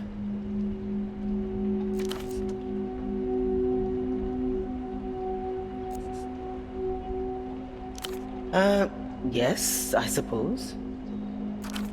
It's like she was suddenly thrust upon a stage, all her lines unrehearsed. Well,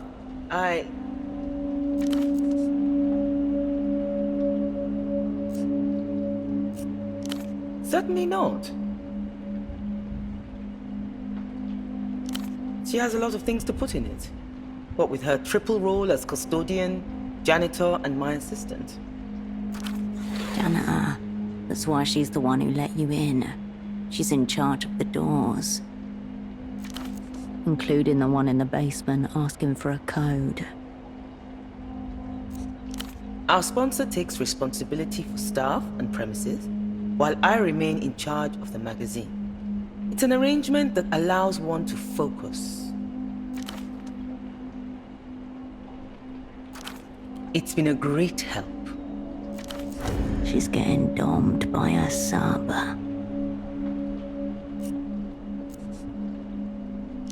Oh, what gave you that idea?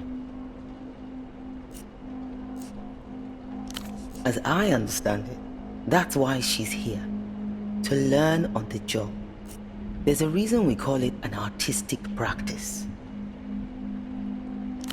Appreciating the arts and creating them are two very different things.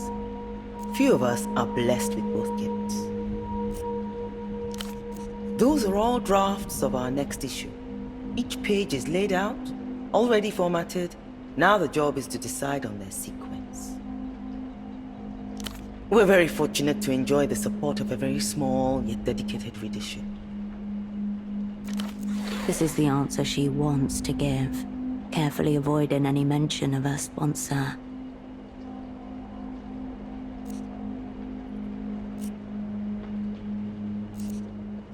Ah, well, that too, naturally. The review is open to all genres. Lyrics, ballads, elegies, obads, pastorals, paeans, even the occasional eclogue. All these rare words roll off her tongue like a second language.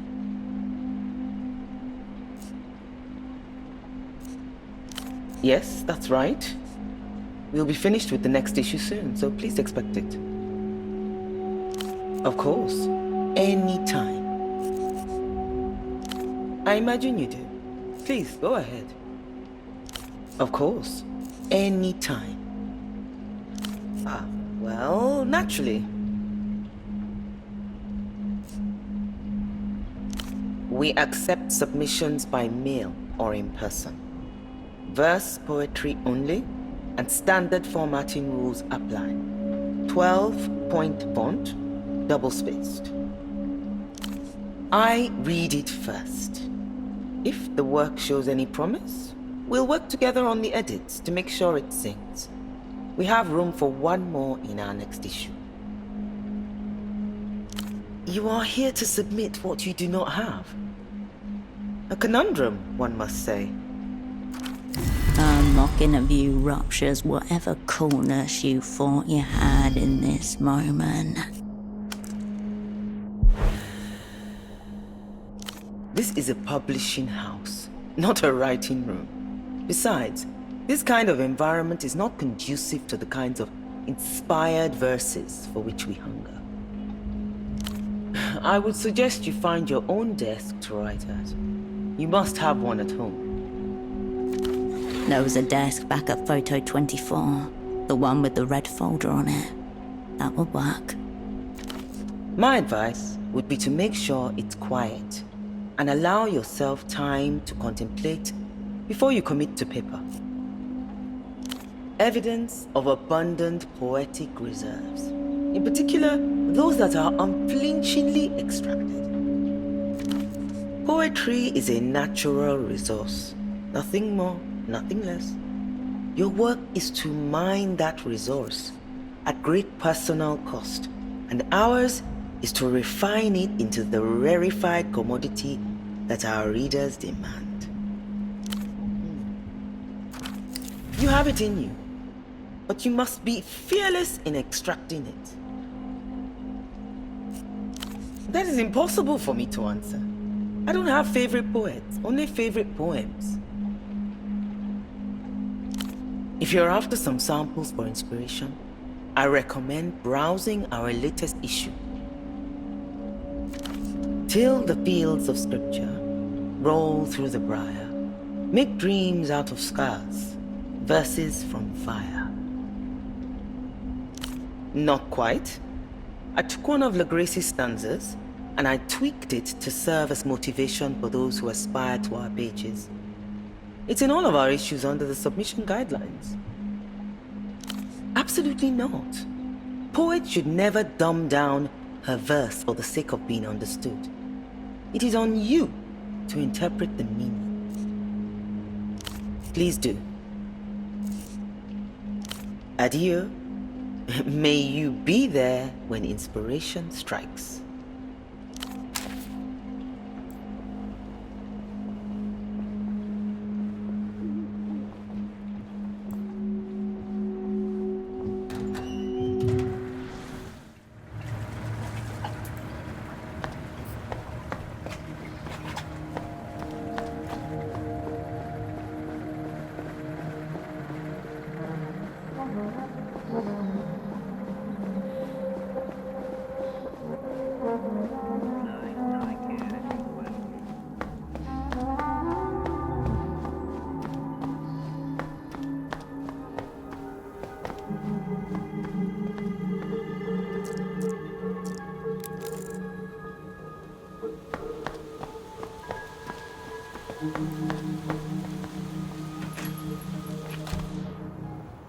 I've moved Pseudopod into the spare room.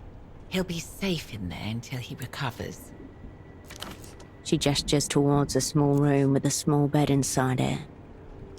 None, sorry to say. He's been like that since I moved him. What about you? Are we any closer to finding out what happened to him?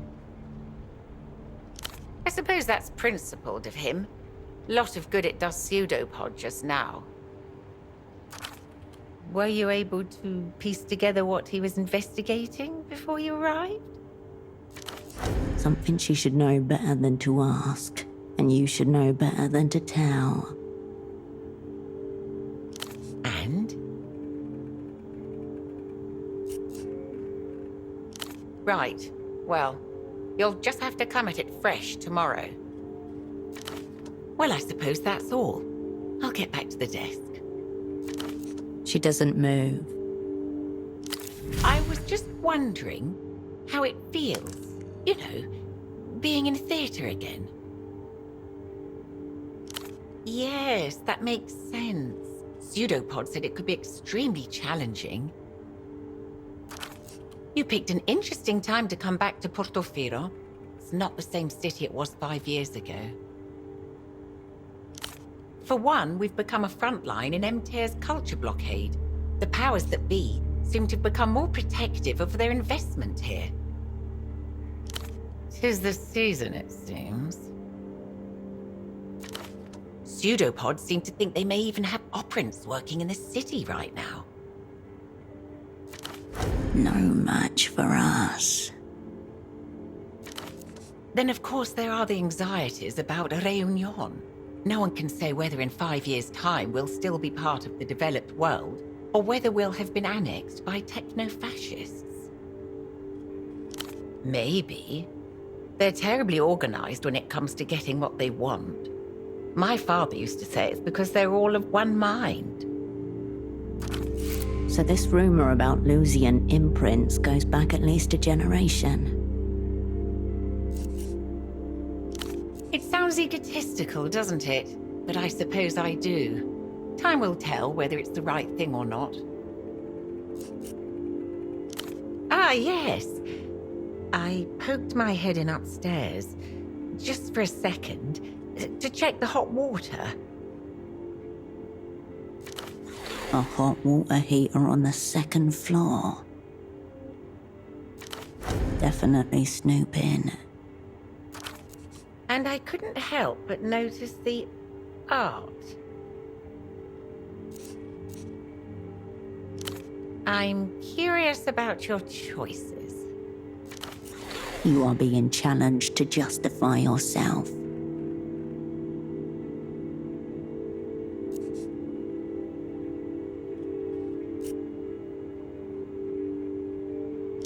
Really? I find him rather upsetting. I'll have to take your word for it, Cascade.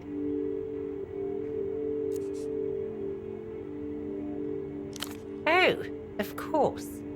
I should have known. I suppose this is all rather glamorous, isn't it? Hopeful. Deluded.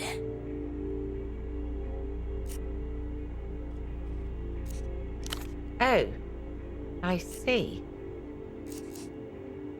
Well, I'm... whatever makes you feel at home. Is this some kind of assessment? Nothing too much to tell. Certainly nothing that would interest an international actor like yourself. I've been running this shop for the last 3 decades. Business isn't exactly good, but it's enough. I just get on with things. No, it's just us. Her, you, and the breathing mannequin. Divorced.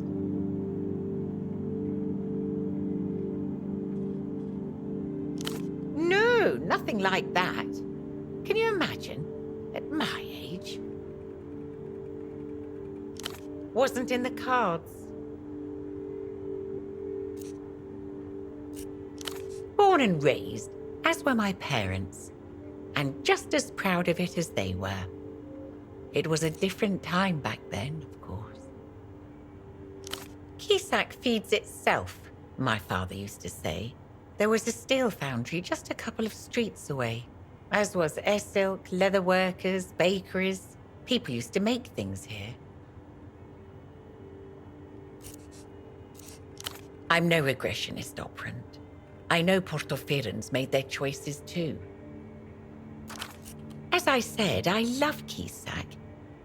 It just doesn't feel like itself on some days. Tragic what the Lusians do to their old colonies, displacing all those poor souls, forcing them to abandon their homes, and that's the lucky ones. Not to mention the reunions affecting us too. You've got refugees washing up here day and night, speaking in gibberish, making a mess. They don't even try to integrate.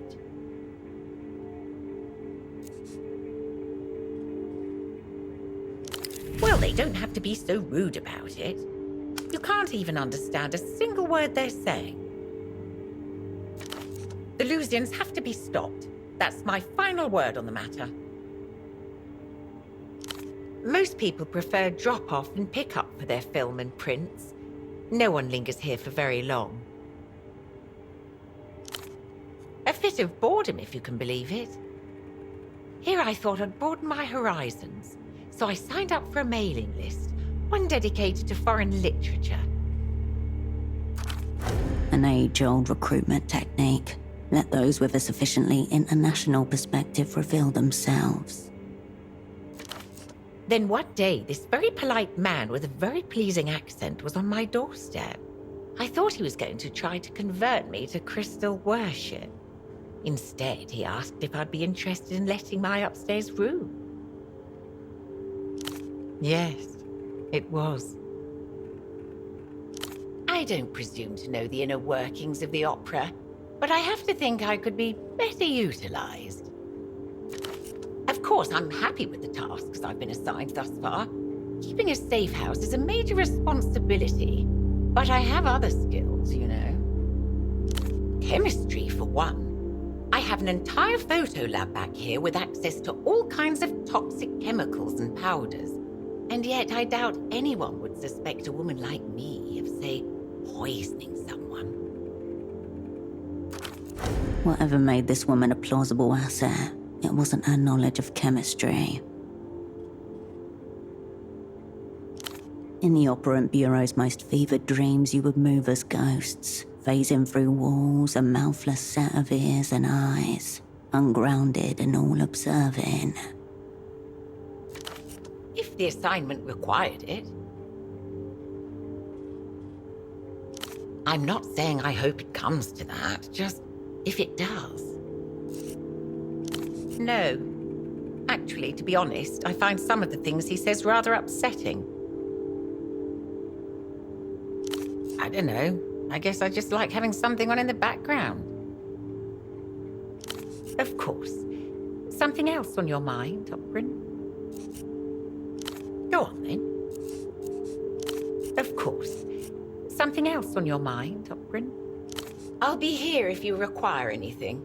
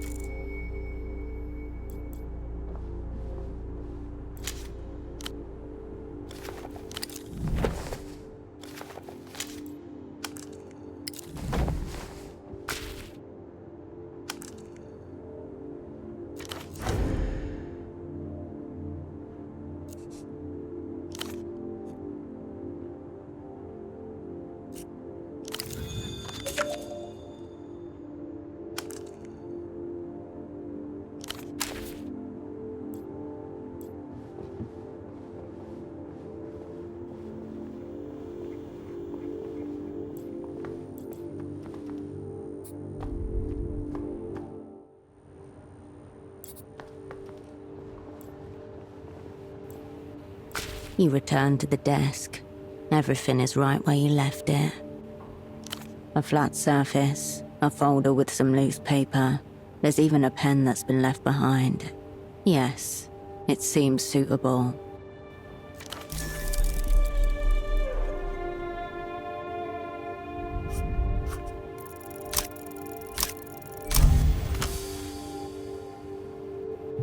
You plunge deep into the mirror of your past. A gust of wind knifes through you. Operant Holocene turns to you while walking through a street shadowed by soaring tenements. Cascade, do you think you carry all your past lives with you? Or must the same life be broken and reassembled time after time? I often think a controlled suicide under a litany of psychoactive substances might be illuminating. The shape memory of a life versus a million deaths in a single soul. Elysian Asset had sent a series of cryptograms for you to decode his whereabouts. The man was almost comically paranoid. Later, you found him dead, symbols slashed into every part of him. Holocine's words haunt the air, a hypothetical that perhaps he would soon after be tempted to answer in the flesh, along with the rest of your crew. No. This file was supposed to be destroyed. Don't bring it back. We're picking up mega bad vibes here.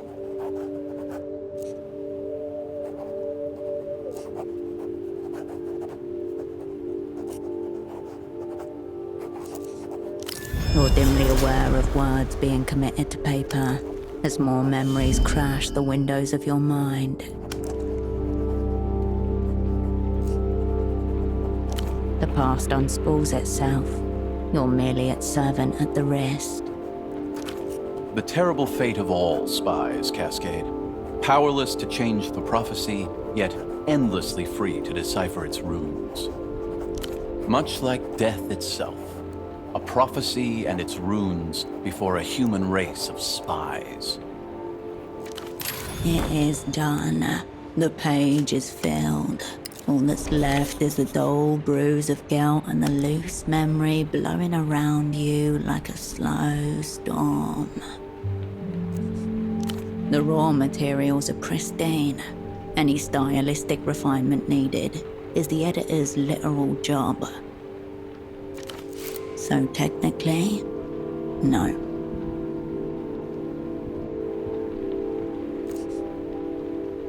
Believe it or not, there are people who do this for free. You turn away from the desk.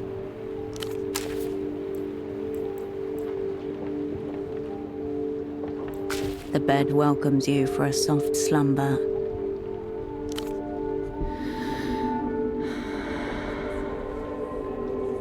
The stillness of the room quietens your mind as you settle down.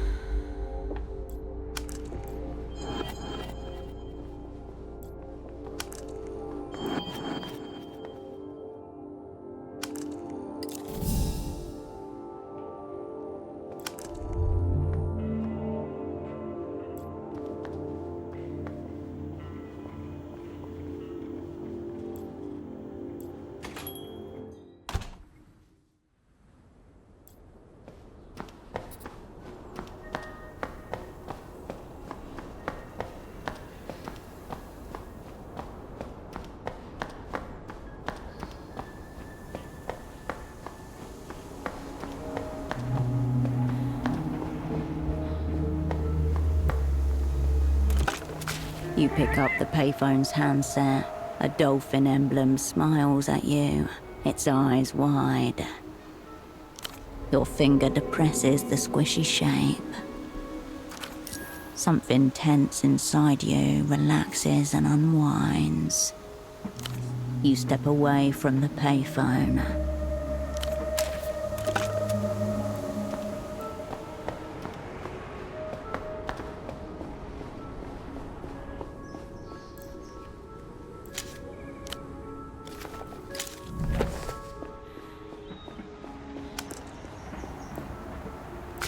Good to see you on the scene again.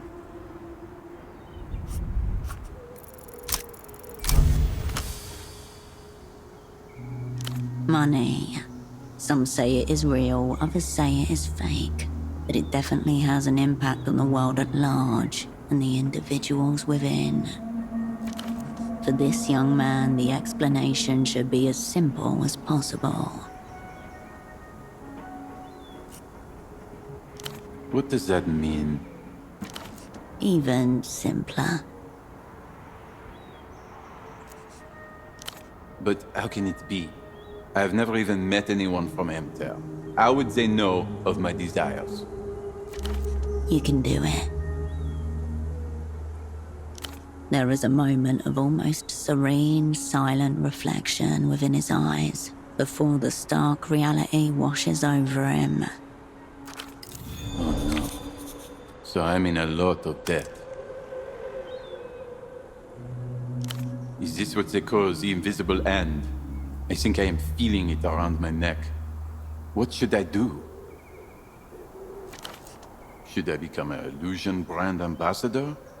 How am I going to face my father like this? He's a proud man, he wouldn't understand.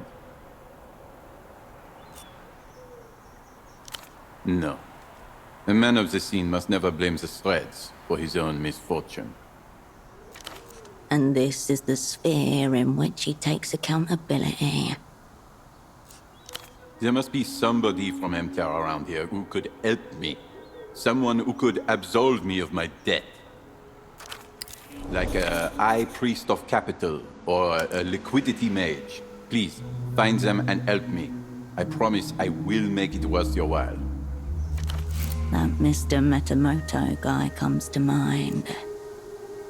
He's old school, living in his delusions of past grandeur. Thinks he's got it all figured out with the money, the business. Very proud. Zero knowledge of the scene or what's fresh. Going to give me another one of his lectures. Very uncool. He's the manager of the housing campaign. Or at least that's what he calls himself. In reality, he's just a janitor. Yeah, like what's definitely out. The scene's the scene. See you on the scene.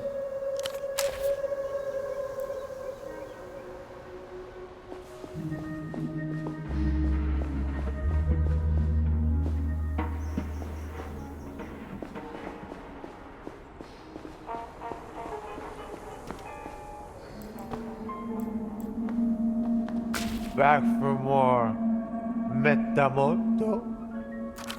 He offers you a grin he doesn't seem to have a firm hold on. A forgiver? We are around. We linger. Whose debt needs abracadabraing? Yes, our program for the disadvantaged to accentuate their purchasing power. Fantastic stuff. Very fair rates. Why not?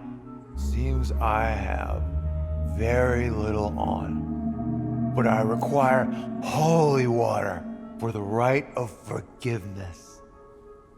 Yes, the holiest.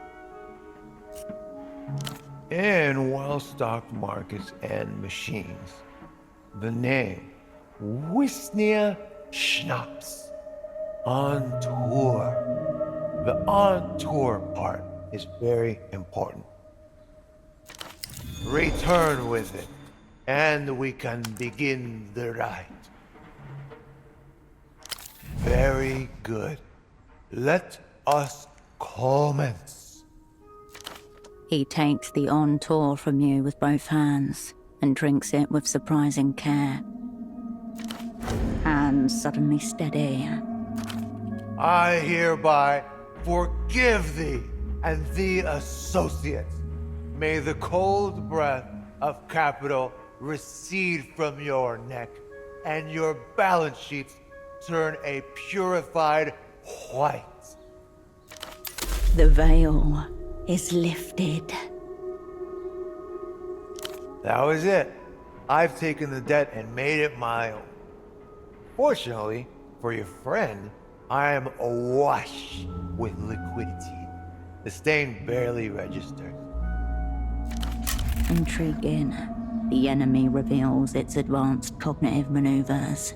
This black art was previously unknown to the Operant Bureau. The dark magic of personal finance works in mysterious ways. But it works. And the world applauds every time. Too big to fail. Though this forgiver is not opposed to more holy liquid, preventative maintenance. Certainement. Debt is not real. Imagine the computing system suddenly implode. Bang, bang, bang. It all disappears. Dread, zero. We're back to roughing up defaulters on the streets, shaking change out of pockets. Who's counting, really? Everybody. And nobody. Liberalism can do anything if you only just believe.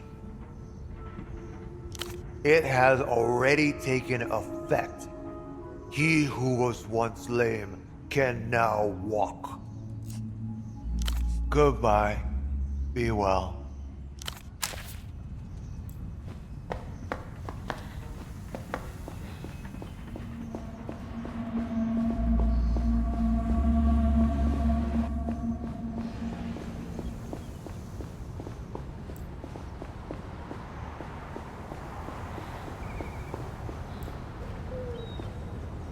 The cleaning tuk-tuk with its soap bubbles and secrets seems almost prestigious now.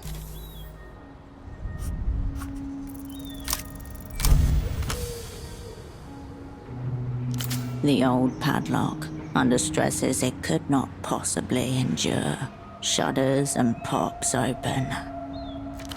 The small space is tightly packed. In the corner is a selection of buckets, a rack of brooms and mops mounted on the wall above them. Bottles of cleaning solution are tucked into every free space, with names like Zyfrox, Extra Clean, Shine and Shimmer. Your eyes land on a shapeless garment in a disconcertingly meaty shade of pink. There's a zipper on the back and a large tinted window at the front, a viewport out, but not in. Anything that obscures your face is good, when this suit has the advantage of obscuring your humanity completely. The suit slides off the rack and into your hands. The tuk-tuk remains in its place.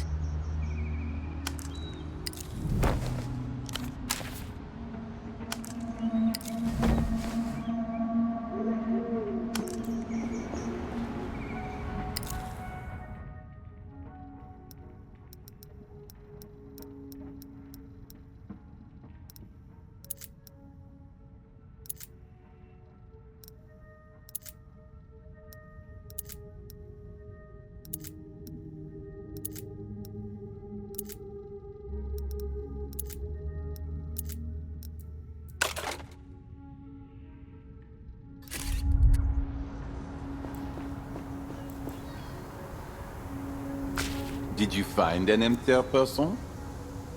A right of forgiveness? What does that mean for the scene? Okay.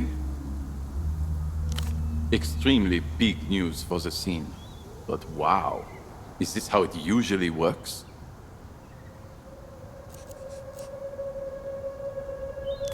Oh, you're into the techno-fascist scene.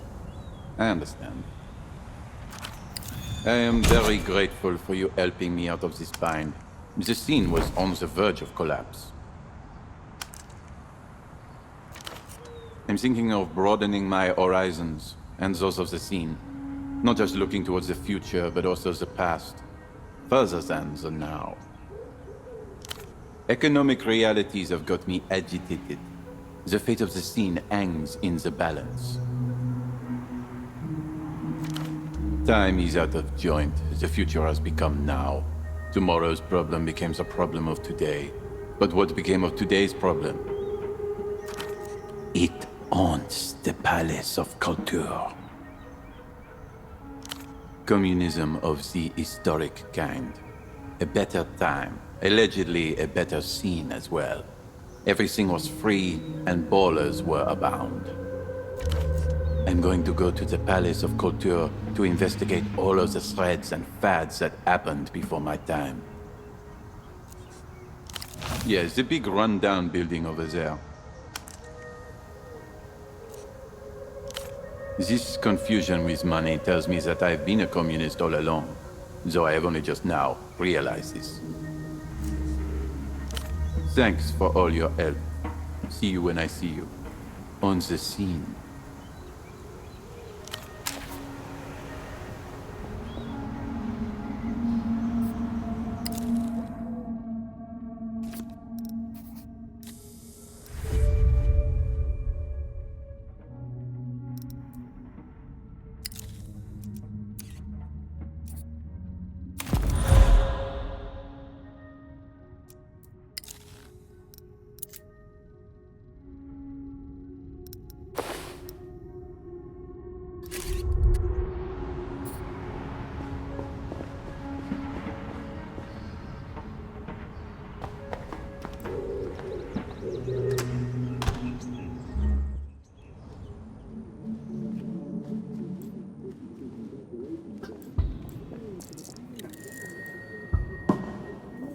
Stray spies still wandering around, looking for their forever home.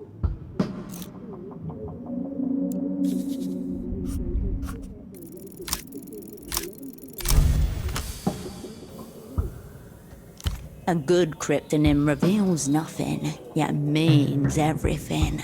The seeming arbitrariness of the sign only strengthens the bond between operant and asset.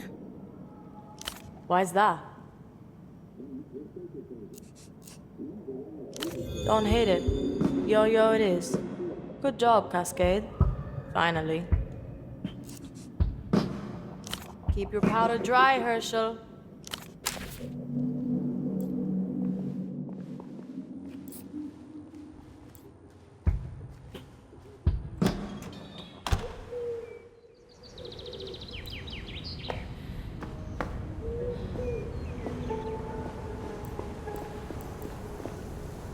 You find yourself before the strange tree once more.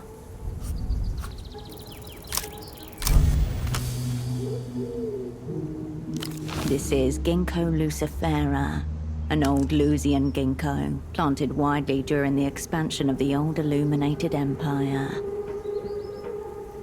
The exact reason escapes you at the moment. Suffice to say, wherever you see one, it means that place once belonged to Leluz. Yes, and you're still just an ape, and not even a particularly distinguished example. You leave the old Lusian ginkgo to its business.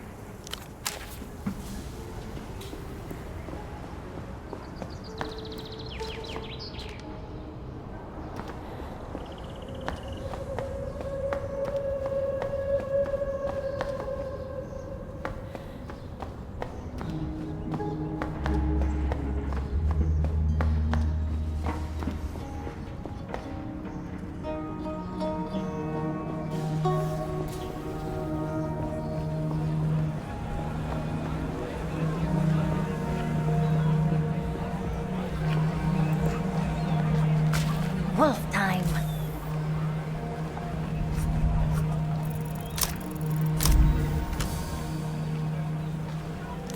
It's easy. You've had loads of life experiences, just pull them all together, but make it wolfy. No. What's their power? Wow, she sucks. No irony, only the truth. That's boring. Everyone does that, I think. Slowly, the kids turn away from you. The children ignore you, entranced by the television.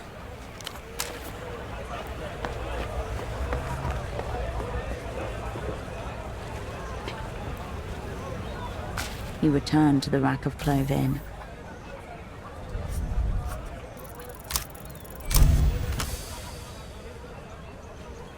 You let your eyes wander up and down the rack, aimless until they alight upon a post-white jacket, despoiled by an array of multicolored stains. Smells like perfume, tequila, cigarettes. You slip it on and try to smooth down its faux fur mange. Your fingers come away with a coating of white powder. An operant has already been zeroed on this assignment, and yet you put a strange white powder straight in your mouth. Bitter, numbing. Those potbed teenagers wanted glitter. Give them tabloid grime, heartbreak on private jets, tonguing a dictator and suing your label on the same day. Put on the fur, smile never, watch them kneel. Your eyes guided you to a real garment there, Ninina. You could pass for one of those Lusian pop stars in that coat. Carmuna smells no ores. Carmuna does not know what ores smells like. For you, 25 sol. And Carmuna is short on patience, but she will set this aside for you. Come back with Sol. It will wait. You turn away from the rack.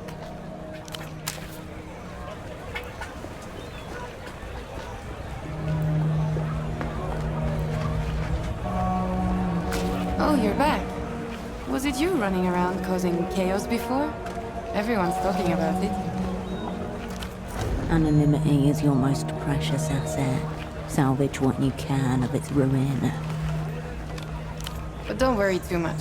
There's nothing to do but talk around here. They'll forget soon. So, you want some party supplies?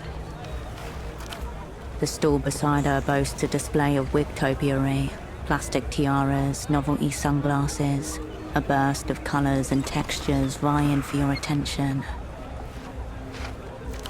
Behind it all, you see an oddly familiar shape.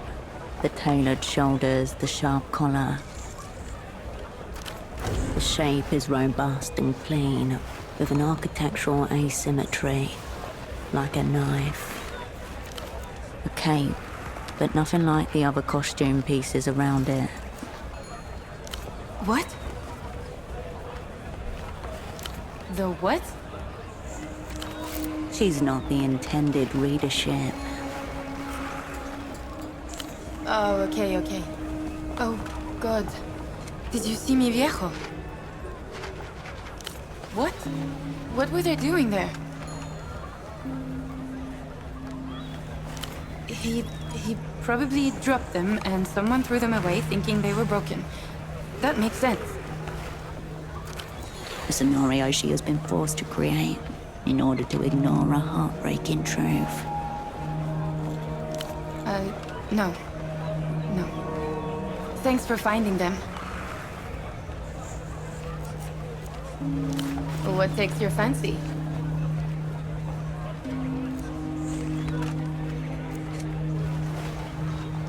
Must be some party you're going to.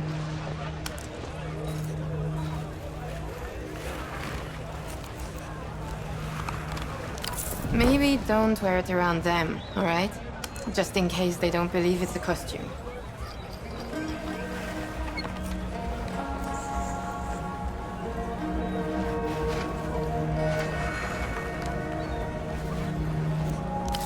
Okay. Anything else? You need anything else? Thanks for stopping by.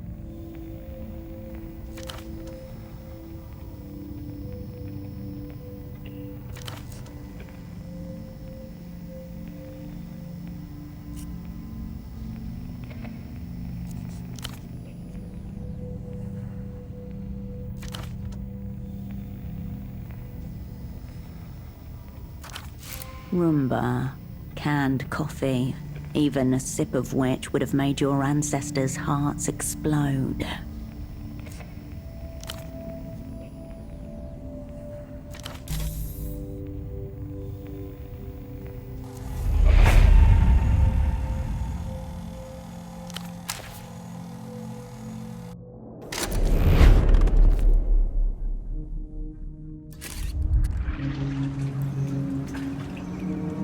The brightly colored refreshments seem even more vivid upon your return.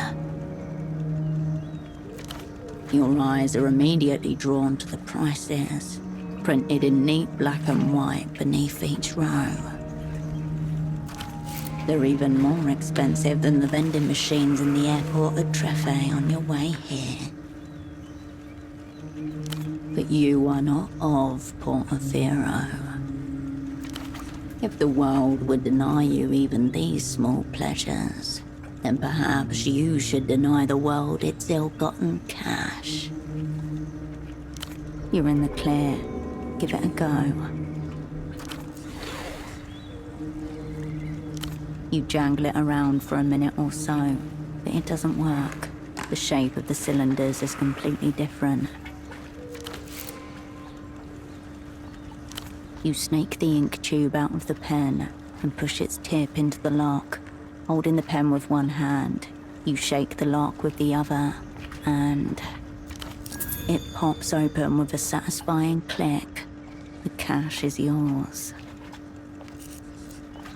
The refreshments remain dormant in their artificially chilled chamber.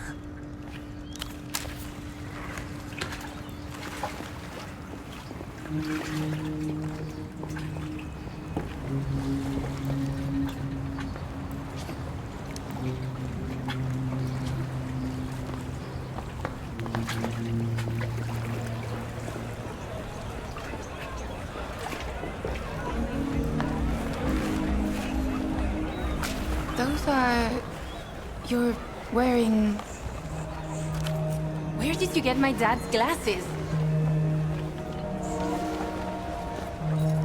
Oh, yeah. Okay. She didn't believe you before. She does now. You wanna buy something? What takes your fancy?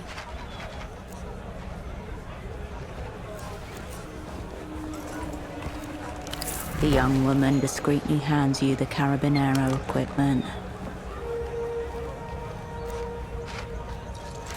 Yeah, all right.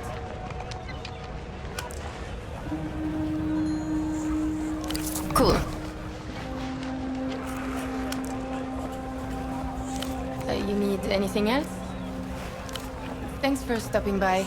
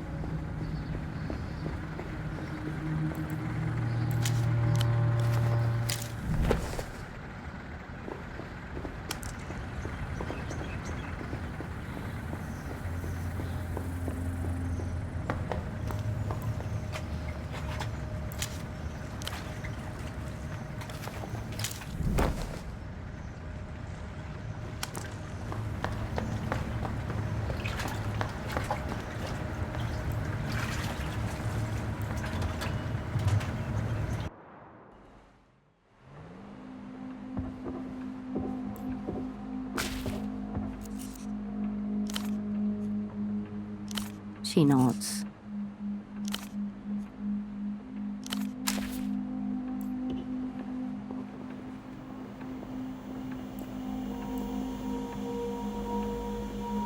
Ah, hello again. Good. As long as you have a poem this time.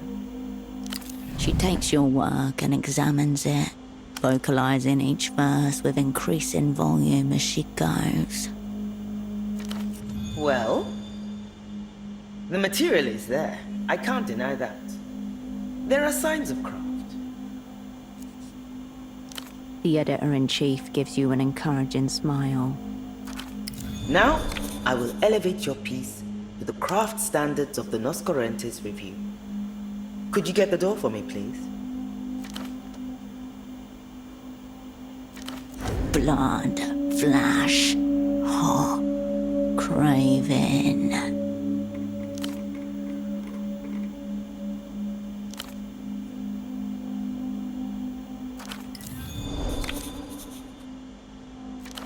She touches the red pen around her neck and smiles. I couldn't tell you. Down there is her domain.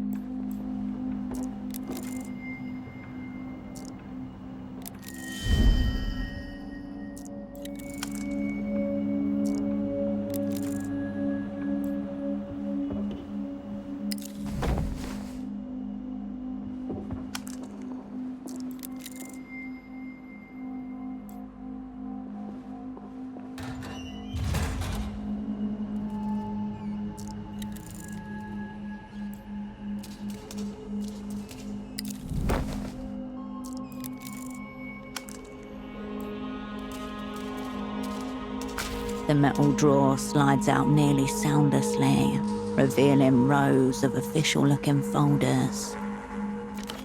Be fleet of foot, operant. Your enemies are onto you. You bend your arm at an uncomfortable angle and press around at the deepest part of the drawer. Nothing. The drawer's base makes a thin rattle, not the hollow echo you were hoping for. Not even a lost paperclip or bent staple. You pull your hand back from the standard issue cabinet. Files crowd over the gap you made. After a moment of rifling, your fingertip catches on a sharp edge. The culprit is a large beige folder, labelled Visitors, notated. What a footfall for a two-person magazine office. Strangers in grainy black and white stare back at you. Under each photo, a terse itinerary. Visitor, date of arrival, date of departure. Each of them seems to have left the same way. Flight D153 to a regional airport in Ile-de-Serres. Perhaps they're running a writer-in-residence program on the wasteland mesas of Ile-de-Serres. MTUR is finally investing seriously in the arts. You skip through the stack until your eye catches on a man's face. Mid-60s, eyes blown up by milk bottle glasses. The last time you saw him, he was smiling at the camera. He isn't smiling here. He looks exhausted and grubby, crumpled at the corners. His glasses were still with him when this was taken. A sudden talisman, the last thing he gave up. Visitor Krantz Eno, date of arrival 4/3/96, date of departure 4/18/96. Flight D513 to Ile-de-Serres direct. Notes, prolonged interrogation. Mostly unsuccessful, until daughter threatened. Gone. It disappears soundlessly into the stack.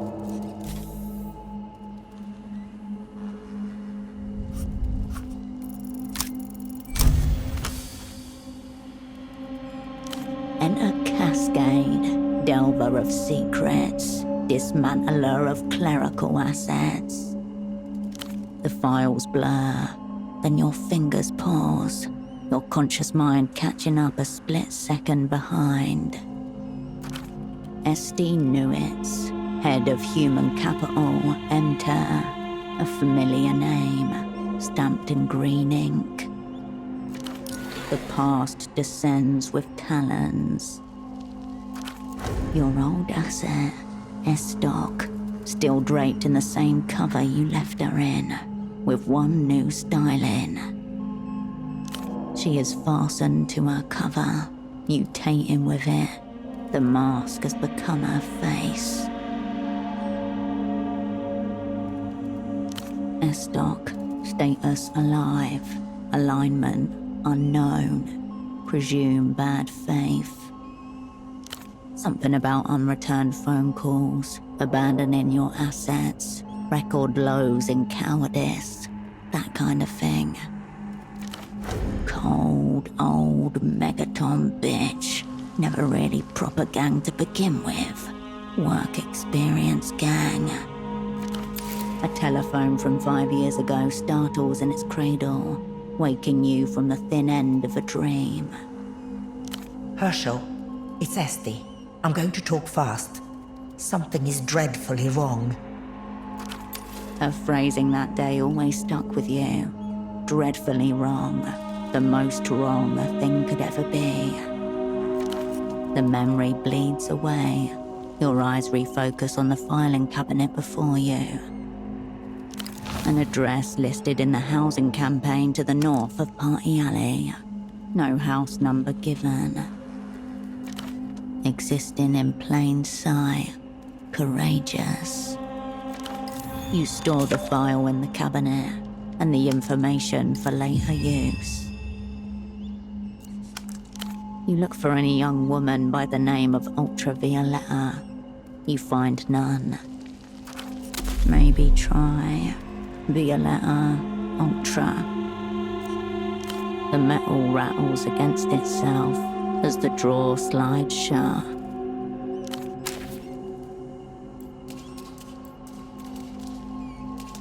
The heavy steel door contains a single small window. Next to it, another brand new intercom like the one upstairs. As with anything that talks in this city, it is emblazoned with the blue Renotel logo. Heavy condensation is obscured through layers of glass. Nothing can be seen here, in the domain of shadow and smudge. Your fist barely makes a sound on the thick, reinforced metal. Suddenly, so quiet that it's almost imaginary, a muffled pounding answers from the other side. A tingle runs down your back, the sensation of things coalescing. You hear a brief static crackle. It fades out to leave the ambient hum of another room. You hold your ear to the box, living electricity buzzing along your ossicle bones. Somewhere in the amplified quasi-silence, there's a distant rustling, perhaps breathing.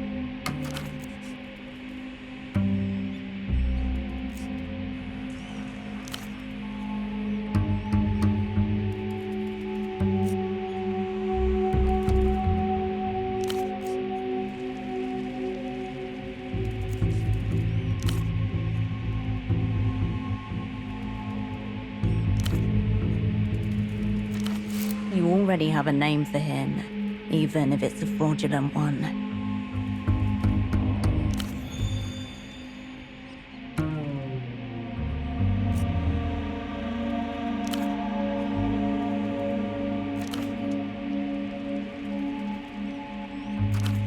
A knot of tension forms between your eyes. Once again, you're a step behind. No way out but through. The deal. You're here for the deal. A wave of static crashes over the line.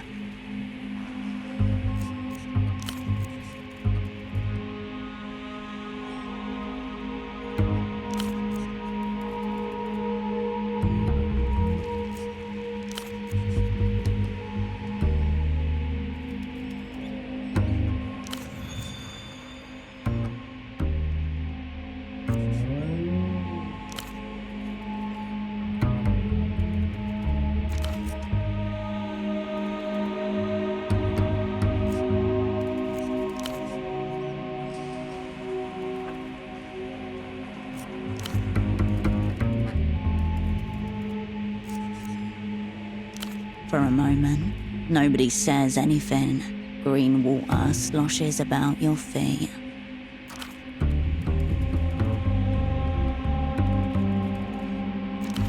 Here it is, the side deal.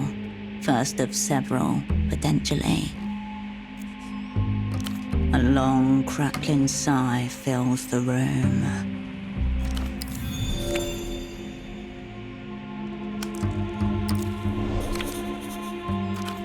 Extremely rare, tingle along arm hairs.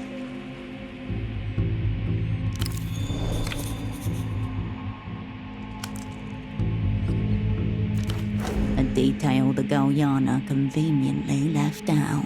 You need to confront her about this.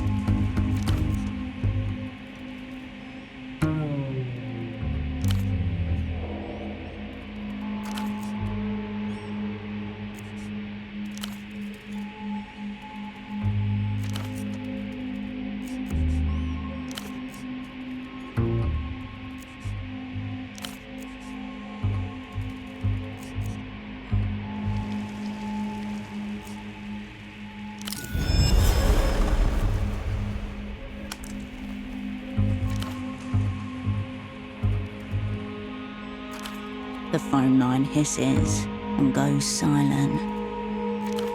Is this the sound of the trap springing? There won't be one. You're in it for the duration. The line remains connected, but there's no response. No sound of movement above, just drops dripping. Drip, drip. Drip, drip.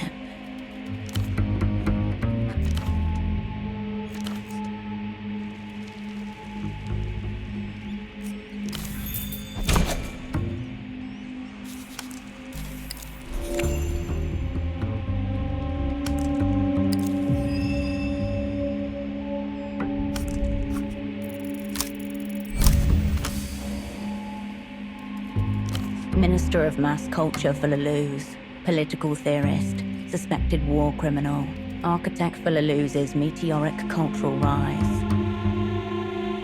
As of this year, 26% of all media originates from Lusian-affiliated distributors. Weekly textile shipments from Laluz to the developed world, 1.5 million tons. Estimated age, mid-70s. Known photos, 0. While his influence is immense, Reyes himself remains an unbroken cipher, despite repeated attempts to crack him. Halberd, zeroed out, 71. Redacted, declared null entity, 74. Sediment, zeroed out, 76. Vapor, lost, 81. Comfort, zeroed out, 86. Like all the opera's great enemies, Facundo Reyes is referred to primarily by his epithet.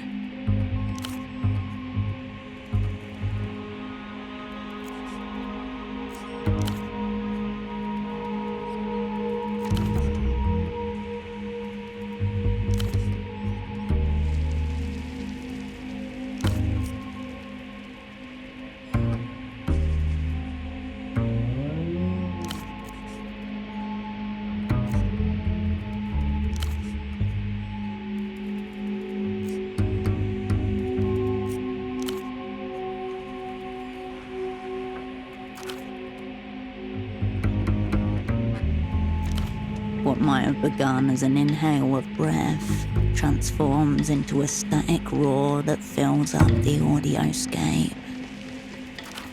The edges of your eyes begin to burn, pulling at the back of your mouth, an unpleasant taste, petroleum.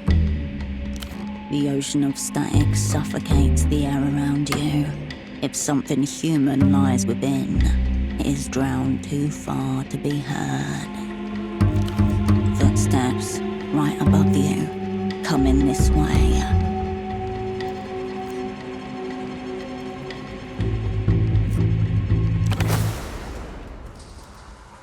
In the open doorway stands the sub-editor. You can just make out the shine of her red pen, held aloft. dagger-like.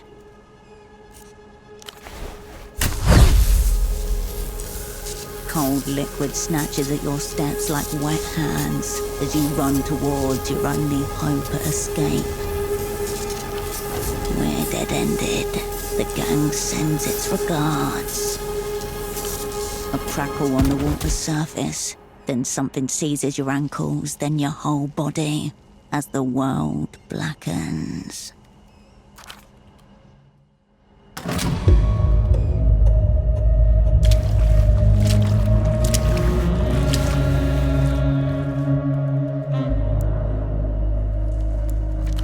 The copy editor taps her red pen against the side of her face and stares at you unblinking.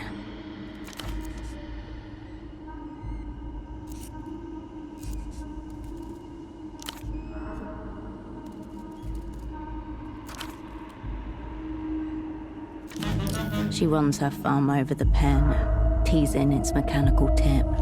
Cold, crackling spikes of electricity run up and down your spine from focal points on your back. 10,000 needles across your skin. You're wearing epidermal electrodes, contact points for a remote electroshock device. Sick.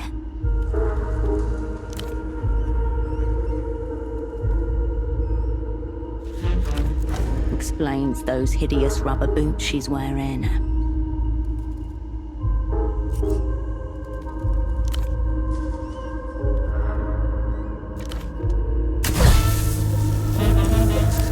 click beneath her thumb and a jolt of pain tears through your skin, sharp and sudden.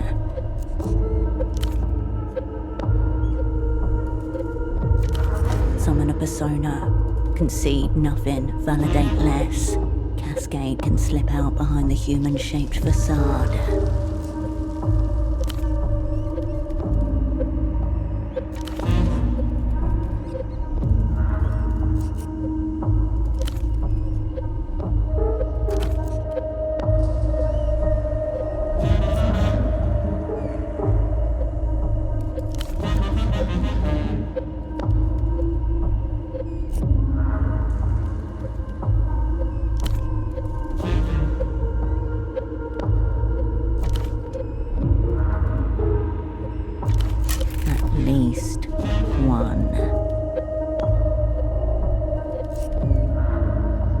She giggles, canine sharp over her tongue.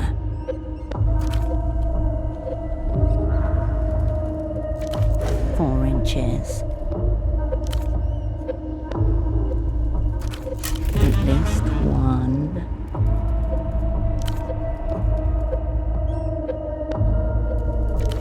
Her thumb hovers over the pen, taunting you. Yes, give it. Deserved.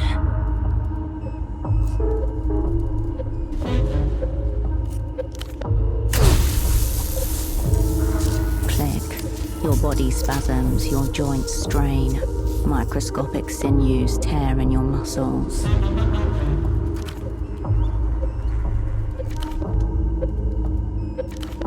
Your right eye twitches. The situation is dire. An advanced cognitive maneuver could turn her own weapon against her. Luck and skill then, Operan.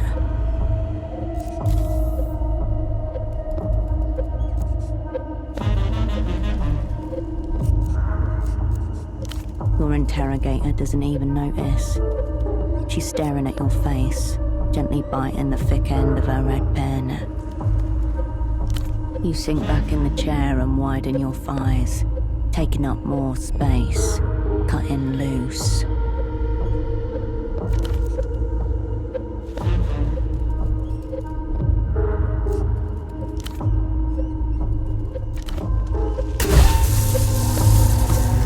Click. Convulsions. A fresh mask of sweat.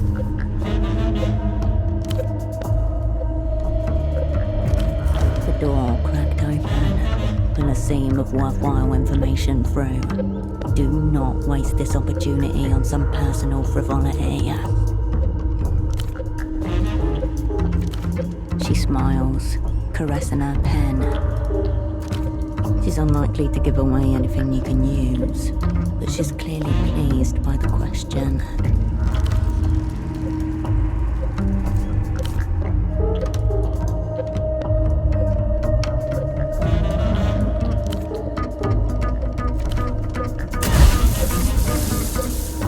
Slick, your body shatters. Despite the summoned spectre of failure shrieking above your head, your thoughts turn to your controller. So make it up as you go along, Operan.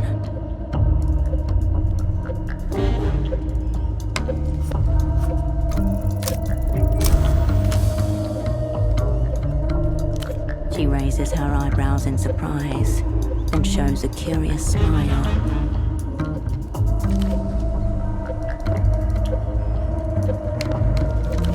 The prisoner was telling the truth.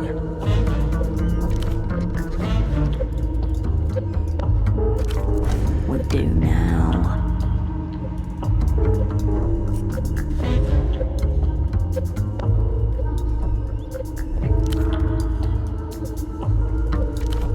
She blinks, flustered, smiles.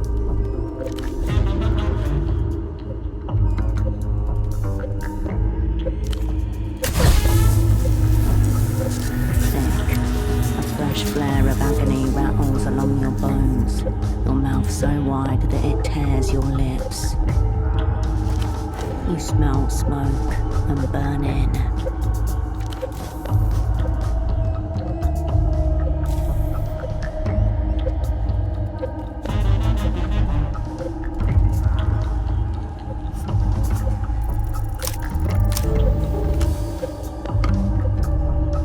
Empty all internal dossiers, sever all signals. The loudspeakers will blare static to the people's ears.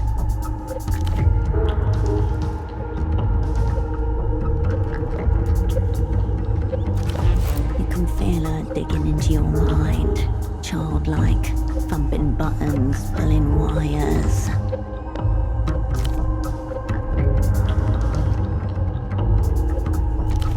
The Gorgon of international capital has her hands on the people's wires.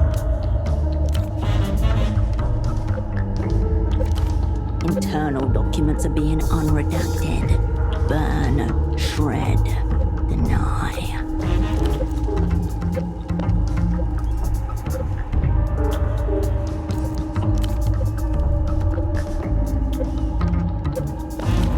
She stares at you, lips parted, eyes alight, her thumb roving gently over the pen. You hear the metal rattling in its case. You feel tiny sparks leaping over your skin, almost familiar now.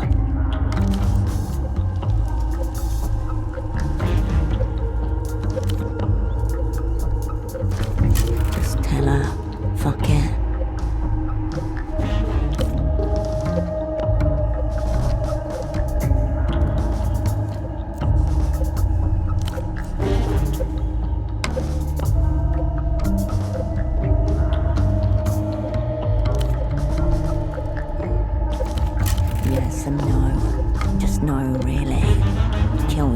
Before she does.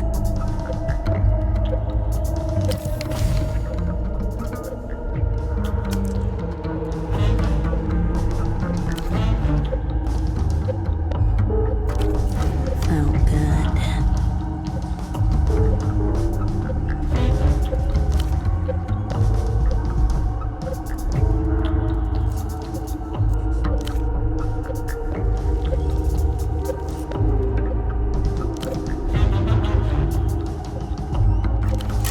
Have no idea.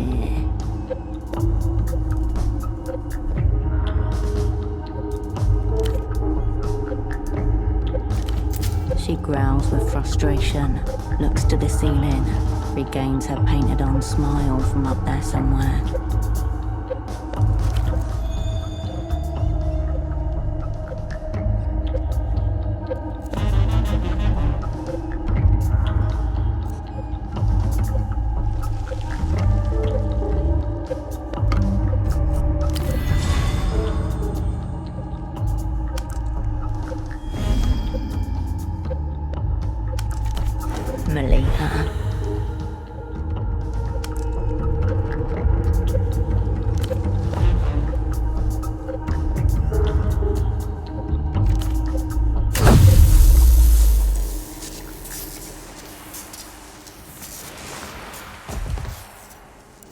click, the world drops you like an old toy.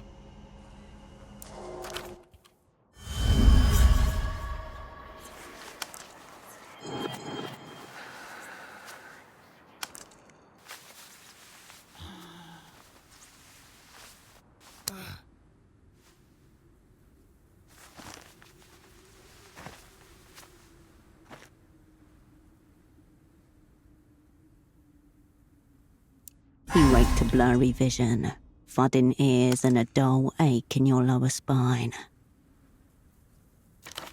The setting sun is hot on your face.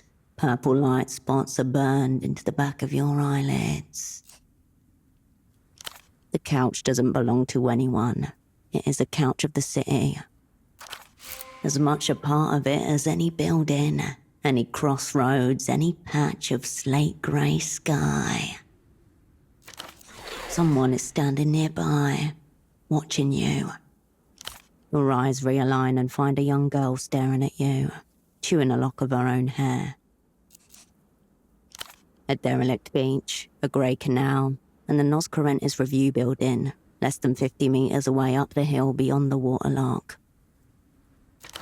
The grey, wind-crested Bay of Kepra ahead, and the city behind. Nas viewed us, by way of the southeast roundabout. You didn't move at all. Someone else did it. Lifted you up and dumped you here. I don't know. I just found you asleep. Over there.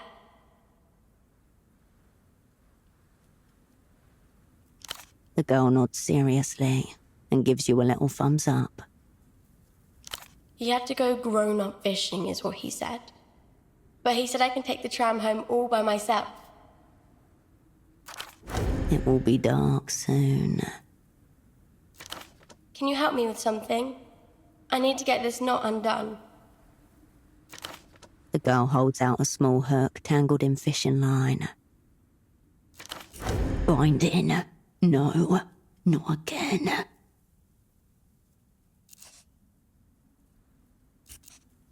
You take the hook and its clot of near-invisible wire. Double, lost in theatre, status captured, interrogated, loyalties non-existent, conclusion, failure, brackets inevitable. Your hands are trembling. A child is asking for your help.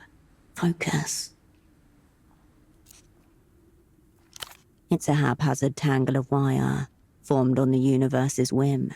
Still, it conjures up an uncomfortable feeling in you. Your wrists burn, the skin chafed, your shoulders ache from the pull. Mantis shrimp. But they move pretty fast. Faster than you. You pick at the wire, your fingernails slipping off the fine thread. Here and there, you make progress. Tougher than it looks. It's cracked a little, barely noticeable among the rest of the fractures.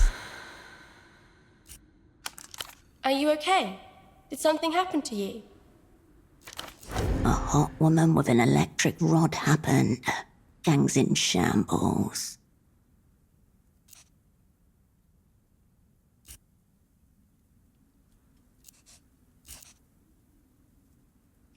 Atonement. I get it. But you seem so... You tug on the last loop of thread. The tangle vanishes as the hook slips free. I don't know. Very... She knows the feeling, but not the word. Cool. Thanks so much. Oh, yeah. The man told me to give this to you. She holds out a clot of folded paper. The man with no heart. Houseman, the null persona. Yeah. Is he your dad? Oh, okay. adult stuff. It appears to be an origami rendering of some kind. People who are into this sort of thing are always making flowers or birds, but this doesn't look like that. What it looks like is an anatomically correct human heart, slightly squished from being stuffed into a 10-year-old's pocket. Easier, yes, but less fulfilling. The flattened paper reveals a handwritten message within the shape. Big ticket item about to hit the organ block. Opening bids already coming in by payphone. Party alley, west side. Who will we say is calling operant? Below the scrawled text, a childlike drawing of a heart, coloured in red. Houseman no doubt organised your release from the jail. This message is no courtesy. It's a debt slip. The heart is pretty.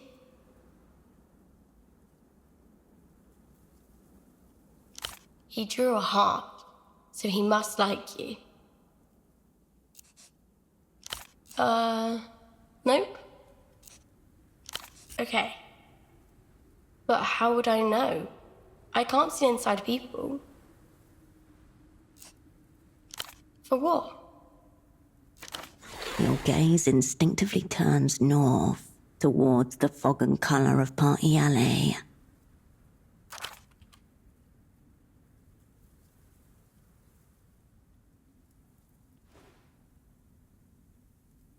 This marked payphone then. It seems someone will be waiting for you on the other end.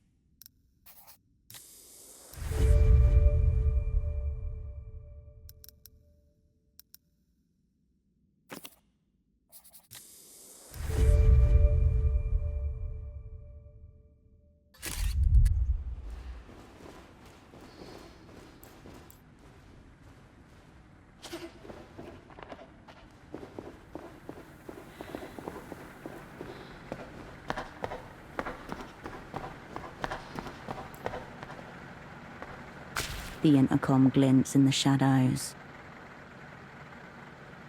The indicator light flicks on. A thin whip of static, and no response.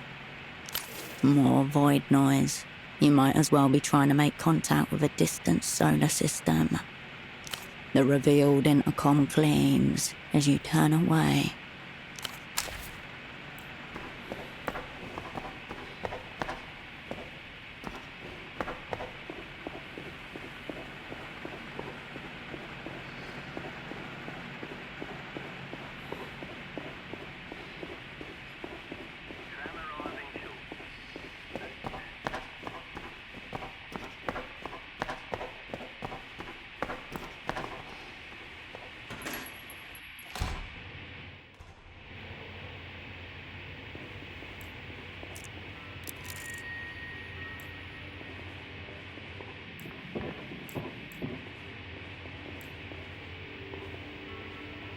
Operant, there's a fact in the output tray of that accursed machine. It It seems important. She smiles at you, happy to help.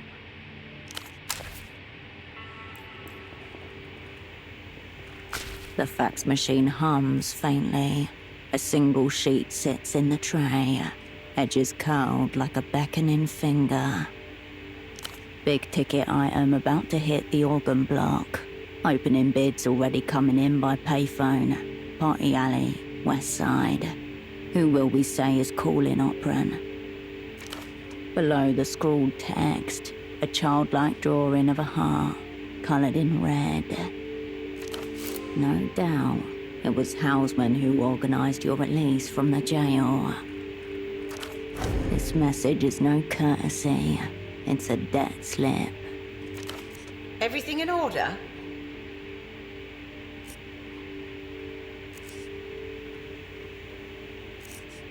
What are you doing? Of course. Of course. Soon, but not as soon as you'd hoped, the paper is fully mulched up. You swallow with a gulp. So, is it bad news? Right. Let me know if I can be of any help. To this marked payphone, then.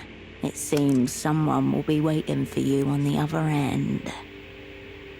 You turn away from the fax machine.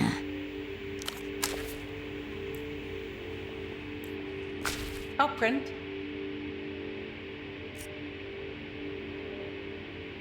Oh? Are you considering decorating? I told Pseudopod to use tape and not tacks if you needed to hang something. But of course, as paying tenants, you are technically allowed to personalize the space however you'd like. Though within reason is implied. Tape retains a lower profile, leaves no holes, no evidence. Also, she won't hesitate to subtract the price of wall repairs from your stipend. He doesn't seem to have gotten around to it. I thought, well, he seemed a little homesick. I thought it might help. No, I just don't want to have to spackle any holes once you're finished here. Well, regardless, I know Pseudopod wasn't able to pass along the word, so I just wanted to let you know.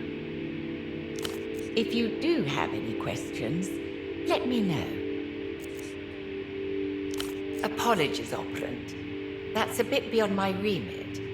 If you're short on funds, you should speak with your controller directly.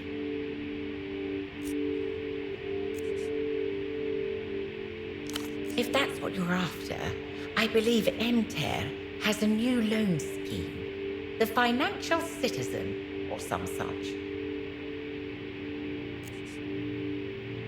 Very well. Yes, what of him?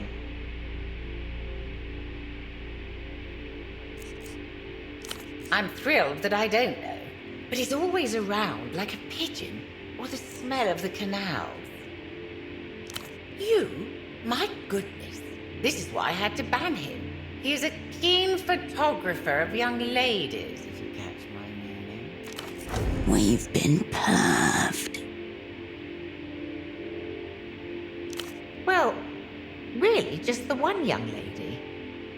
I suppose it's a little odd he decided to photograph you.